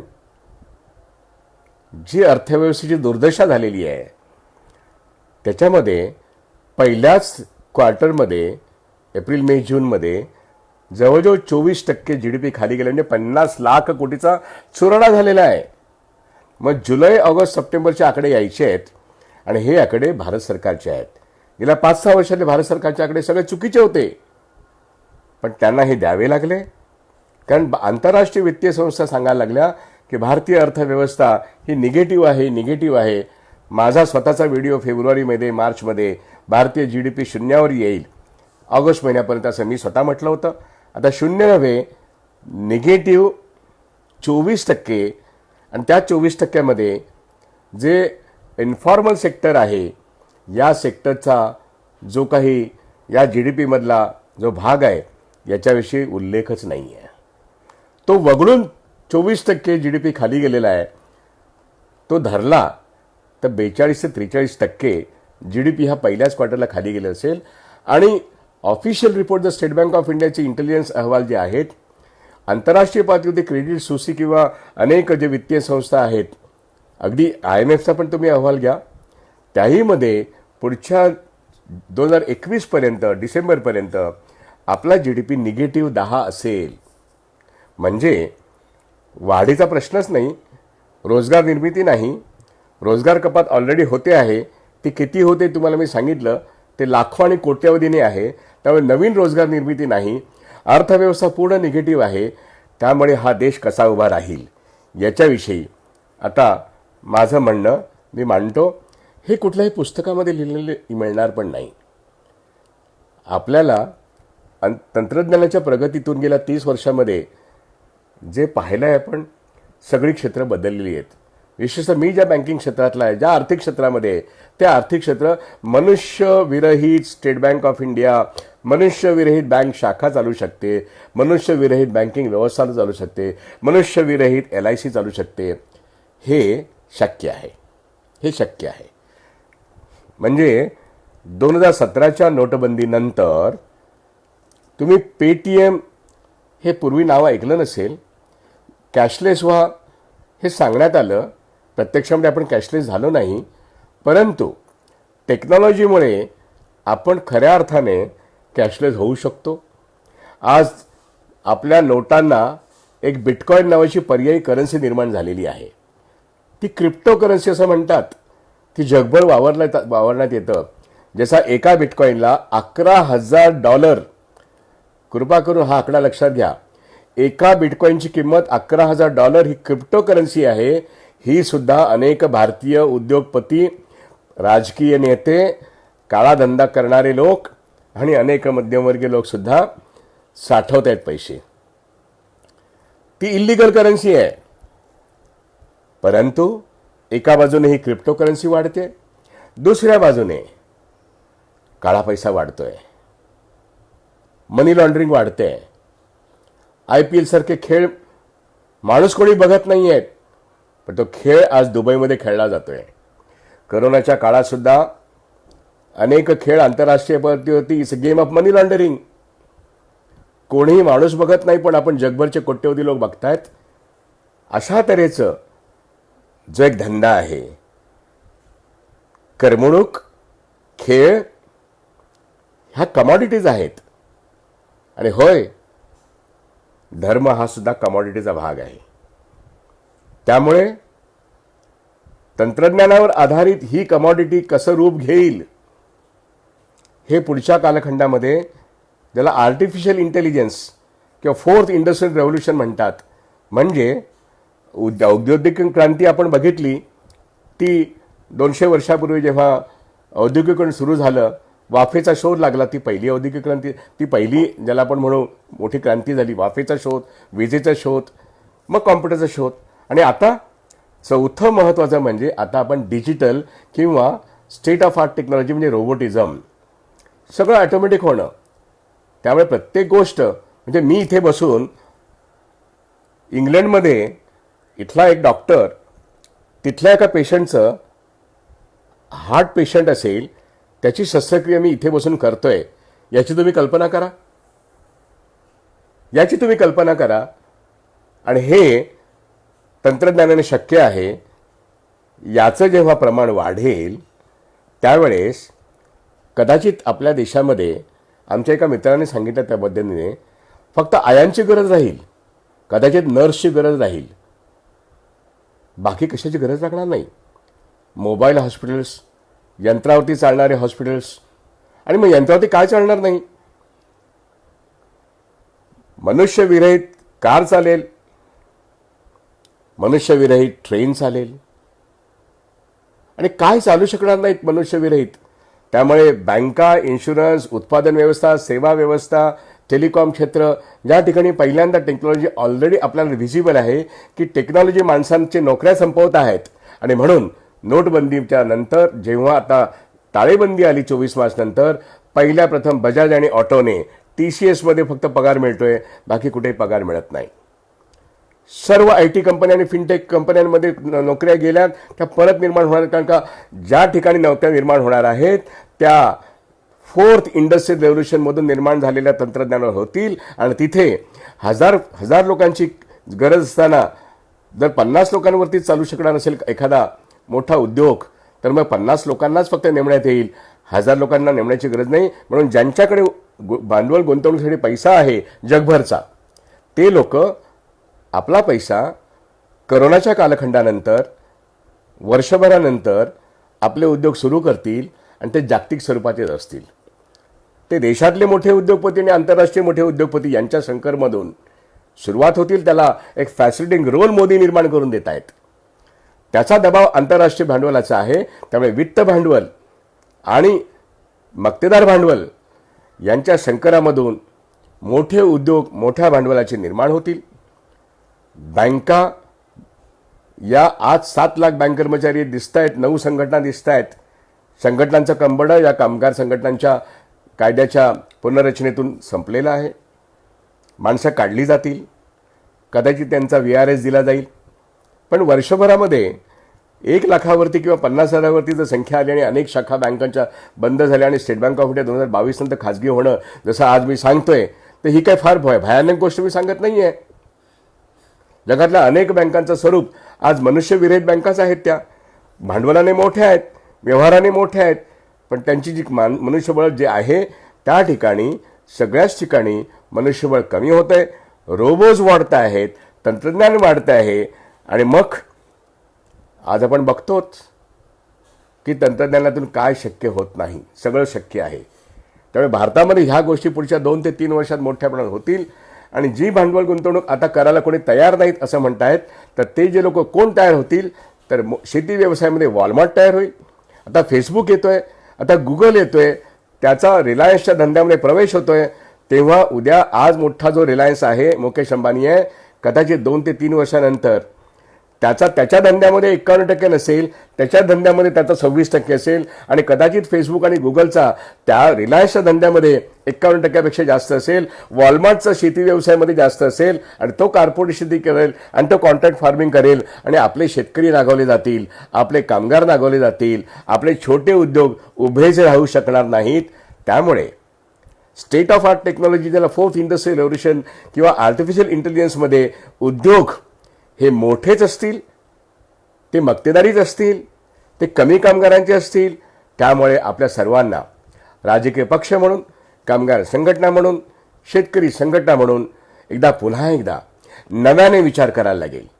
तंत्रज्ञान आपल्याला स्वीकारून आपल्याला या देशामध्ये नेमकं काय करायला लागेल याचा विचार करायला लागेल. ते 1920 आणि 2020 जग हे असं बदलतं आहे. तुम्हाला तंत्रज्ञानाचा विरोध करून ते जाळून किंवा मारून टाकता येणार नाही. जसं मॉडर्न टाइम्समध्ये चर्चेच्या काळामध्ये ते म्हणजे आपल्या चार्ली चॅप्लिनच्या सिनेमात बघितलं आपण, तो कालखंड त्यांनी दाखवला ग्रेट डिप्रेशनच्या आधी. 1930 साली ग्रेट डिप्रेशन झालं. ते ग्रेट डिप्रेशन 2008मध्ये वित्तीय संकटातून झालं. पण त्याही ठिकाणी 1930मध्ये आणि 2008मध्ये रोजगाराची निर्मिती हा विषय होता. अर्थशास्त्र रोजगाराच्या निर्मितीविषयी बोलत होते. पण 2020 नंतर जे ग्रेट डिप्रेशन सुरू झालेलं आहे, त्या ग्रेट डिप्रेशन नंतर जे उद्योग उभे राहतील त्यात रोजगार नसणार. काही काळ शेतीमध्ये रोजगार असेल, पण उद्योगामध्ये आणि सेवा क्षेत्रात रोजगार नसेल. अशाच गुंतवणुकी होणार आणि अशा गुंतवणुकी सुलभ व्हाव्यात, अशा तऱ्हेने या देशाची अर्थव्यवस्था दिशा घेते आहे का. आणि म्हणून आपण अर्थव्यवस्थेची दशा ऐकलीत, त्याची दिशा काय असेल, ही दिशा हे सरकार ठरवायला जर नालायक असेल, तर हे सरकार पण बदलण्याची ताकद वित्तीय संस्थांमध्ये आहे. आणि म्हणून वित्तीय संस्थांचा आंतरराष्ट्रीय जो परिणाम जो आहे, प्रभाव जो आहे, तो भारतीय अर्थव्यवस्थेत पण आहे. आणि म्हणून राफेल येत आहे आपल्याकडे. 5 राफेल येतात आणि 30 राफेल येतील. अशा तऱ्हेने हुकूम देऊन आपलं मार्केट बनवणं हे वॉलमार्ट करतंय, राफेल करतंय, अमेरिकन ॲडमिनिस्ट्रेशन करतंय, इस्रायली ॲडमिनिस्ट्रेशन करतंय, रशियाचा पुतीन करतोय आणि होय चीन पण करतोय. हे जे काय आंतरराष्ट्रीय स्तरांवरती जे राजकारण आहे, त्याचा आपल्या भारतीय अर्थव्यवस्थेवरती आणि भारतीय राजकारणावरती काय परिणाम होतो हे समजून घेणं आणि त्यातून काय दिशा निर्माण होईल याकरता आपण आपले राज्यकर्ते धडक्या डोक्याचे, धडक्या विचाराचे, जी दिशा नेहरूंनी दाखवली, जी दिशा डॉक्टर बाबासाहेब आंबेडकरांनी दाखवली, जी दिशा इंदिरा गांधींनी दाखवली, आज ते सार्वजनिक क्षेत्र मोडून जाते. त्यामुळे आपल्याला करोनाच्या कालखंडामध्ये खाजगी डॉक्टर्स उपयोगाचे नाही, सार्वजनिक हॉस्पिटल्स पाहिजेत हे आता लोकांना कळायला लागलेलं आहे. पब्लिक डिस्ट्रीब्युशन सिस्टम म्हणजे रेशन व्यवस्था पाहिजे हे जेव्हा स्थलांतरित कामगार उपाशी मारायला लागले तेव्हा कळायला लागलेलं आहे. रोजगार निर्मिती सार्वजनिक क्षेत्रामध्ये होत होती, ते मोडल्यानंतर आपल्याला रोजगार मिळणार नाही म्हणून लोकांना कळायला लागलं की आता रोजगार निर्मिती झाली पाहिजे. म्हणून we defend the public sector, we defend the bank nationalisation, we defend the steel, we defend the oil असं म्हणण्याची आता सगळ्या लोकांना घोषणा द्यावी लागते. सार्वजनिक क्षेत्रातून रोजगार निर्माण झाला पण तो आता डिस्ट्रॉय होतोय. त्यामुळे ऑइल असेल, टेलिकॉम असेल, बँक्स असतील, इन्शुरन्स असतील, ज्या सार्वजनिक क्षेत्राने देशाला मोठं केलं तो मोडून टाकणं आणि विकून टाकणं हे जेव्हा या आर्थिक अवस्थेमध्ये एक टप्पा झालाय आणि ते कुणाला विकणं तर आंतरराष्ट्रीय भांडवल आणि देशी भांडवलाचा जो कॉर्पोरेट संकर आहे त्याला विकणं असा जो प्रकार आहे ही फास्ट प्रक्रिया आहे. या फास्ट प्रक्रियेमध्ये या देशातले राजकीय पक्ष, विरोधी पक्ष आणि सत्ताधारी पक्षसुद्धा हे वापरले जात आहेत. विरोधी पक्ष हतबल दिसत आहेत. जनतेने उठाव केल्याशिवाय, जनतेने सांगितल्याशिवाय या देशाला गती मिळणार नाही. म्हणून शेतकरी, कामगार आणि दलित जनतेने उठून उभं राहून स्पष्टपणे या अर्थनीतीचा विरोध करायला पाहिजे. या विदेशी भांडवलाचा आपल्याला कोणतं विदेशी भांडवल आणि कुठे हवं आहे हे सांगण्याची अक्कल असली पाहिजे. आपल्याला कोणतं तंत्रज्ञान कुठे हवं आहे हे सांगण्याची अक्कल असली पाहिजे. ते तंत्रज्ञान चालवण्याची क्षमता पण आपली निर्माण केली पाहिजे. आणि आपल्या देशातल्या लोकांना आपण रोजगार मिळवून देण्याकरता कोणत्या तऱ्हेची विकेंद्रित आणि म्हणजे विकेंद्रित उद्योग व्यवस्था तर पाहिजेत, पण तो शेती कशी असली पाहिजे, मार्केट कसं असलं पाहिजे, त्याचं रेग्युलेशन कसं असलं पाहिजे, रिझर्व्ह बँक ऑफ इंडिया कशी काम करायला पाहिजे, ती आज त्याची स्वायत्तता, सुप्रीम कोर्टाची स्वायत्तता, रिझर्व्ह बँक ऑफ इंडियाची स्वायत्तता, देशातल्या अनेक संस्थांची स्वायत्तता आज जेव्हा संविधानाचे जेव्हा अधिकार हिरावले जात आहेत तेव्हा या संस्थांचे पण अधिकार गेल्या 70 वर्षात ज्या निर्माण झाल्या त्या लोकशाही संस्था आहेत त्यांचे पण अधिकार हिरावले जात आहेत. माध्यमांमध्ये आज स्वातंत्र्य राहिलेलं नाही आहेत. त्यामुळे अन्याय हा मुक्त भांडवलाला पोषक व्यवस्था निर्माण करणार आहे. मुक्त भांडवल अस्थिरतेमध्येच येतं आणि मार्केट ताब्यात घेतं हे आपण गेल्या 3 वर्षात बघतो. आणि म्हणून नोटबंदी असो, GST असो आणि करोनानंतरच्या लॉकडाऊन असो, सर्व गोष्टी देश मोठा करण्याच्या नावाने होत आहे. वास्तविक देश मोडला जातोय आणि तो मोडला जात असताना जनता नागवली जाते आणि माणसं मेली तरी चालतील, परंतु काही धनिक या मार्केटवरती आणि काही वित्तीय संस्था राज्यकर्त्यांना वापरून या मार्केटवरती कब्जा करतायत. आणि आज 1% या देशातले भांडवलदार जवळजवळ 68% संपत्ती या देशाची, 1% लोक 68% संपत्ती देशाची संपत्ती खिशात ठेवतात. एवढी प्रचंड विषमता या देशात आहेत. आणि 93% असंघटित कामगार आहेत. फक्त 6 ते 7% संघटित कामगार आहेत. आणि तेही संघटित कामगार अगर वर्ष आणि 2 वर्षामध्ये जर ते असंघटित क्षेत्रामध्ये ढकलण्यात येईल, कारण का रेल्वेचं प्रायव्हेटायझेशन, बँकांचं प्रायव्हेटायझेशन, सार्वजनिक क्षेत्राचं प्रायव्हेटायझेशन आणि नंतर विक्री, याच्यामध्ये या सगळ्या नोकऱ्या जातील अशाच तऱ्हेने कामगार कायद्याची 4 कोडची रचना झालेली आहे. शेती व्यवसायामध्ये शेती व्यवसायाचं कॉर्पोरेशन हे ऑर्डिनन्सेस आता बिलं झालेली आहेत. आणि त्यामुळे वॉलमार्ट शेकडो एकर, हजारो एकर जमीन घेईल. शिक्षण व्यवस्था, शिकागो विद्यापीठ असेल, कोलंबिया असेल, हे हजारो एकरच्या जमिनी भारतामध्ये घेतील. मोठमोठी विद्यापीठं येतील. पण आपल्या देशातल्या गरिबांनी शिक्षण कुठे घ्यायचं? गरिबांच्या पोरांनी, मध्यमवर्गीयांच्या पोरांनी ऑनलाईन शिक्षण घ्यायचं कसं? 5% लोकांना शिक्षण ऑनलाईन परवडतं किंवा जमतं, बाकीच्यांना कसं जमणार आहे? त्यामुळे शिक्षण व्यवस्था असेल, आरोग्य व्यवस्था असेल, या सगळ्यावरती आता जो काही सार्वजनिक क्षेत्राने गेल्या 70 वर्षामध्ये अनेक पिढ्या आपल्या निर्माण केल्या. अनुसूचित जाती जमातीचं आरक्षण संपणं ही प्रत्यक्ष गोष्ट खाजगीकडेतून घडते. त्यामुळे जे जे काही घडलंय तिथे सगळं मोडलं जाणं आणि देशाची संपत्ती मुठभरांच्या हातात जाणं आणि विकेंद्रित अर्थव्यवस्था मोठी होत असताना त्याचं केंद्रीकरण होणं म्हणजे मोनोपोली आणि मक्तेदारी निर्माण होणं, या प्रक्रियेमध्ये देशामध्ये विषमता अफाट वाढणार आहे. आणि ही विषमता 1947च्या आधी जशी होती त्याच्यापेक्षा भयानक अशी अवस्था असणार आहे. कारण का तेव्हा GDP वाढीत तरी होता, आता तो GDP 24% कमी झालेला आहे आणि त्या GDP मध्ये जर संपूर्ण संपत्ती जी निर्माण होते ते संपत्तीचे निर्मातेच जर नागवले जात असतील तर मात्र फार मोठा गंभीर प्रश्न आहे. म्हणून राज्यकर्त्यांना घरी पाठवल्याशिवाय आपल्या अर्थव्यवस्थेची दशा संपणार नाही आणि दिशा राज्यकर्त्याला तरी धड कुठे माहिती आहे, विरोधी पक्षांना सुद्धा धड कुठे माहिती आहेत. म्हणून आपण आपलं ज्ञान हे सर्वांनी वाटून घेतलं पाहिजे, समजून घेतलं पाहिजे आणि अर्थव्यवस्थेला दिशा देण्यासाठी हे येऊ घातलेलं जे काही 4th इंडस्ट्रियल रेव्होल्यूशन आहे, गुंतवणूक कुठे होणार आहे, कशी होणार आहे याविषयी आपल्याला आपलं मत मांडणं आणि ते आपण आता अडाणी राहून चालणार नाही. आपण जे काही शिकलेलो आहोत त्यातून आपल्या संविधानातले अधिकार हेच आपले मार्गदर्शक तत्व आहेत. म्हणून अभिव्यक्ती स्वातंत्र्य, लोकशाही स्वातंत्र्य, रोजगाराचं स्वातंत्र्य, घराचं स्वातंत्र्य, शिक्षणाचं स्वातंत्र्य, आरोग्याचं स्वातंत्र्य याकरता आपण आपल्या बजेटमध्ये किती टक्के वाटा असला पाहिजे याचा आग्रह धरला पाहिजे आणि याकरता छोट्या छोट्या गटामध्ये चर्चा करत गावागावामध्ये आपण लोकशाही पद्धतीने आपल्या डोक्यावरती जे काही लादलं जात आहे ते उलथून टाकण्याकरता एक व्यवहार केला पाहिजे. आणि म्हणून आपणच आत्मनिर्भर होण्याकरता पुन्हा एकदा स्वतःला बदलण्याशिवाय आपले राजकीय पक्ष विचार करायला तयार नाही आहेत. आणि म्हणून आपण स्वतः बदलूया आणि आपल्या देशाचं भाग्य देशातली जनता ठरवेल आणि डॉक्टर बाबासाहेब आंबेडकरच्या घटनेप्रमाणे देश चालेल याची खातरजमा करण्याकरता बँकांमधल्या ठेवींचं संरक्षण करण्याकरता, कारण त्या ठेवी लुटल्या जाणार आहेत. म्हणून 5 लाखाचा विमा आम्हाला सांगू नका.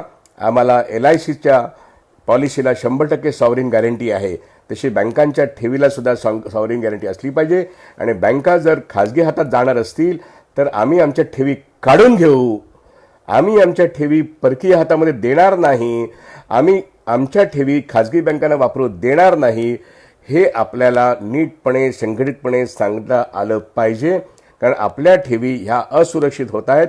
केवळ पंजाब अँड महाराष्ट्र आणि येस बँकेचं उदाहरण नाही, तर ज्या बँका सार्वजनिक क्षेत्रात बँका, राष्ट्रीयकृत बँकाचा मालक जेव्हा तो बँका विकतोय तेव्हा आपल्या बँकेतले आपले पैसे, गरिबांचे पैसे, मध्यमवर्गीयांचे पैसे दुसऱ्याला वापरायला देणार नाही. मग ते कुठे ठेवायचे आपण नंतर ठरवू, पण बँकांचं खाजगीकरण हाणून पाडायचं असेल तर आपले पैसे जर खाजगीकरण होणार असेल तर आम्ही विड्रॉ करू, हे सरकारला आपल्याला सांगावं लागेल. आणि अशी ही व्यापक एक विचार करण्याची पद्धती, संपानेच सगळं काय होतं असं नाही, लोकजागृतीतून आपला हक्क, लोकशाही हक्क राबवणं याकरता मी हा विस्तृतपणे हा पट आपल्यापुढे मांडला आहे. आर्थिक दशा काय ती सांगितली, दिशा काय नाही आहे, त्यामुळे दिशा काय असावी याकरता लोकशाही पद्धतीने आपण ती ठरवायची आहे. पण ती जर आपण ठरवली नाही तर आपली दुर्दशा मात्र नक्की आहे. कारण का 4th इंडस्ट्रियल रेव्होल्यूशन किंवा आर्टिफिशियल इंटेलिजन्समध्ये काही मुठभर उद्योगपती आपल्या सर्वांना पुन्हा एकदा हुकुमशाहीकडे घेऊन जातील आणि ते अधिक श्रीमंत झालेलेच आहेत. कदाचित अंबानीचा आज 6वा नंबर असेल, उद्या तो 1 नंबरचा मनुष्य होईल किंवा न होईल, पण तो देश मात्र भिकारी झालेला असताय. आणि ते आपल्याला जर बघायचं नसेल तर आपण या सगळ्या गोष्टी समजून घेऊया आणि लोकशाही वाचवण्याकरता आपल्याला अर्थव्यवस्था मुळापासून त्याची दुर्दशा होऊ नये म्हणून आपण दिशा ठरवूया. आणि एवढंच मी सांगतो. आणि आपल्याला इथे प्रश्नोत्तर करता येणार नाही आहेत, पण प्रश्नोत्तर करण्याकरता ही जी काही DSS संघटना आहे या संघटनेच्या नेत्यांकडे जर आपण प्रश्न पाठवलेत तर त्या प्रश्नांवरती पुन्हा एकदा आपण फेसबुक लाईव्ह करू शकतो. प्रश्न येऊ शकतात, प्रश्न आले पाहिजेत, प्रश्न विचारले पाहिजेत, किंबहुना नागरिकांनी प्रश्न विचारावेत. म्हणूनच मी अनंत प्रश्न आपल्यासमोर उपस्थित केलेत. पुस्तकांमध्ये, शाळा कॉलेजमध्ये हे कोणी शिकवणार नाही. आपल्याला आयुष्यातल्या अनुभवातून आपल्याला जी अर्थव्यवस्था कळली आहे ती आपल्यासाठी अर्थव्यवस्था राबवली गेली पाहिजे. आणि म्हणून प्रश्न विचारा, प्रश्न पाठवा, आपण चर्चा करू आणि आपण स्वतःला समृद्ध होऊन अभिव्यक्ती स्वातंत्र्य आणि हक्क पाळूया. आपल्या देशाची अर्थव्यवस्था आपणच प्रोटेक्ट करायची आहे. मी इथेच थांबतो. मी पुन्हा एकदा आपल्या DSSचे मनापासून आभार मानतो आणि श्रोत्यांना पण नमस्कार करतो. आणि माझं हे लांबलेलं भाषण म्हणा, संवाद म्हणा, पण विचार व्यक्त करण्याची ही जी काही माझी पद्धती आहे ही अत्यंत रोखठोक आहे. ती लोकांपर्यंत पोहोचावी आणि लोकांचे डोळे उघडावेत म्हणून मी या पद्धतीने मांडणी केली आहे. कोणाला काही वाईट वाटलं ते काही हरकत नाही. वाईट वाटून सुधारणा होणं फार महत्त्वाचं आहे. म्हणून विचार करायला लागणं महत्त्वाचं आहे. म्हणून इथेच थांबतो. धन्यवाद.